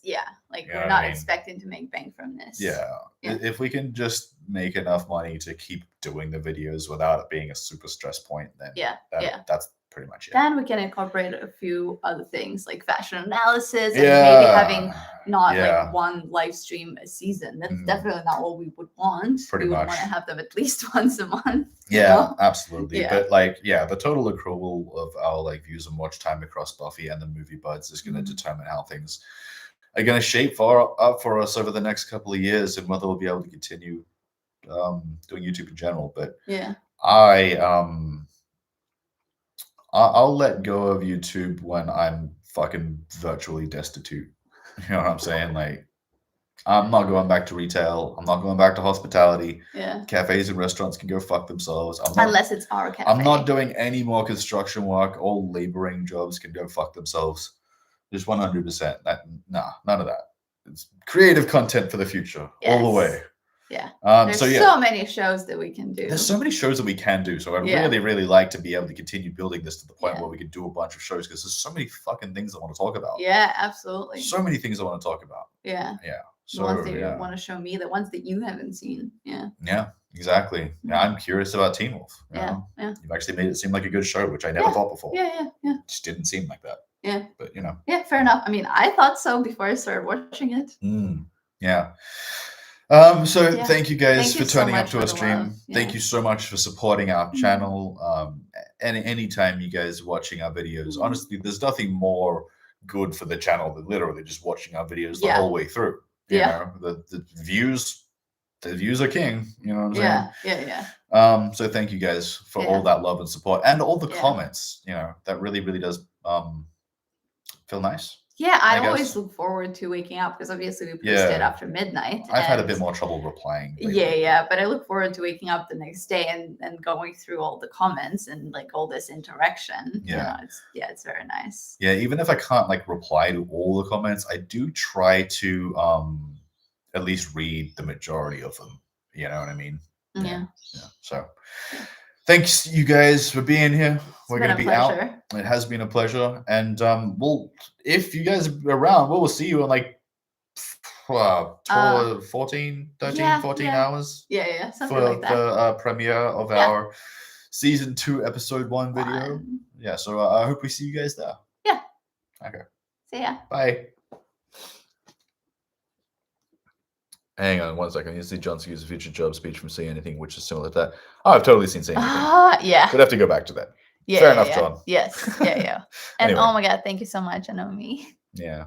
And yeah. Anomi? I don't know. Yeah, haven't we'll figured get that one out. into we'll get into yeah. pronunciations next time. Well, some probably. things that like it's hard to figure. It's Well, hard to figure out on the street. Yeah, Anyway, yeah. We'll see you guys later. Yeah, you all have a great day, night, evening, whatever that is. Yeah. Yeah. Bye. Bye. Hmm.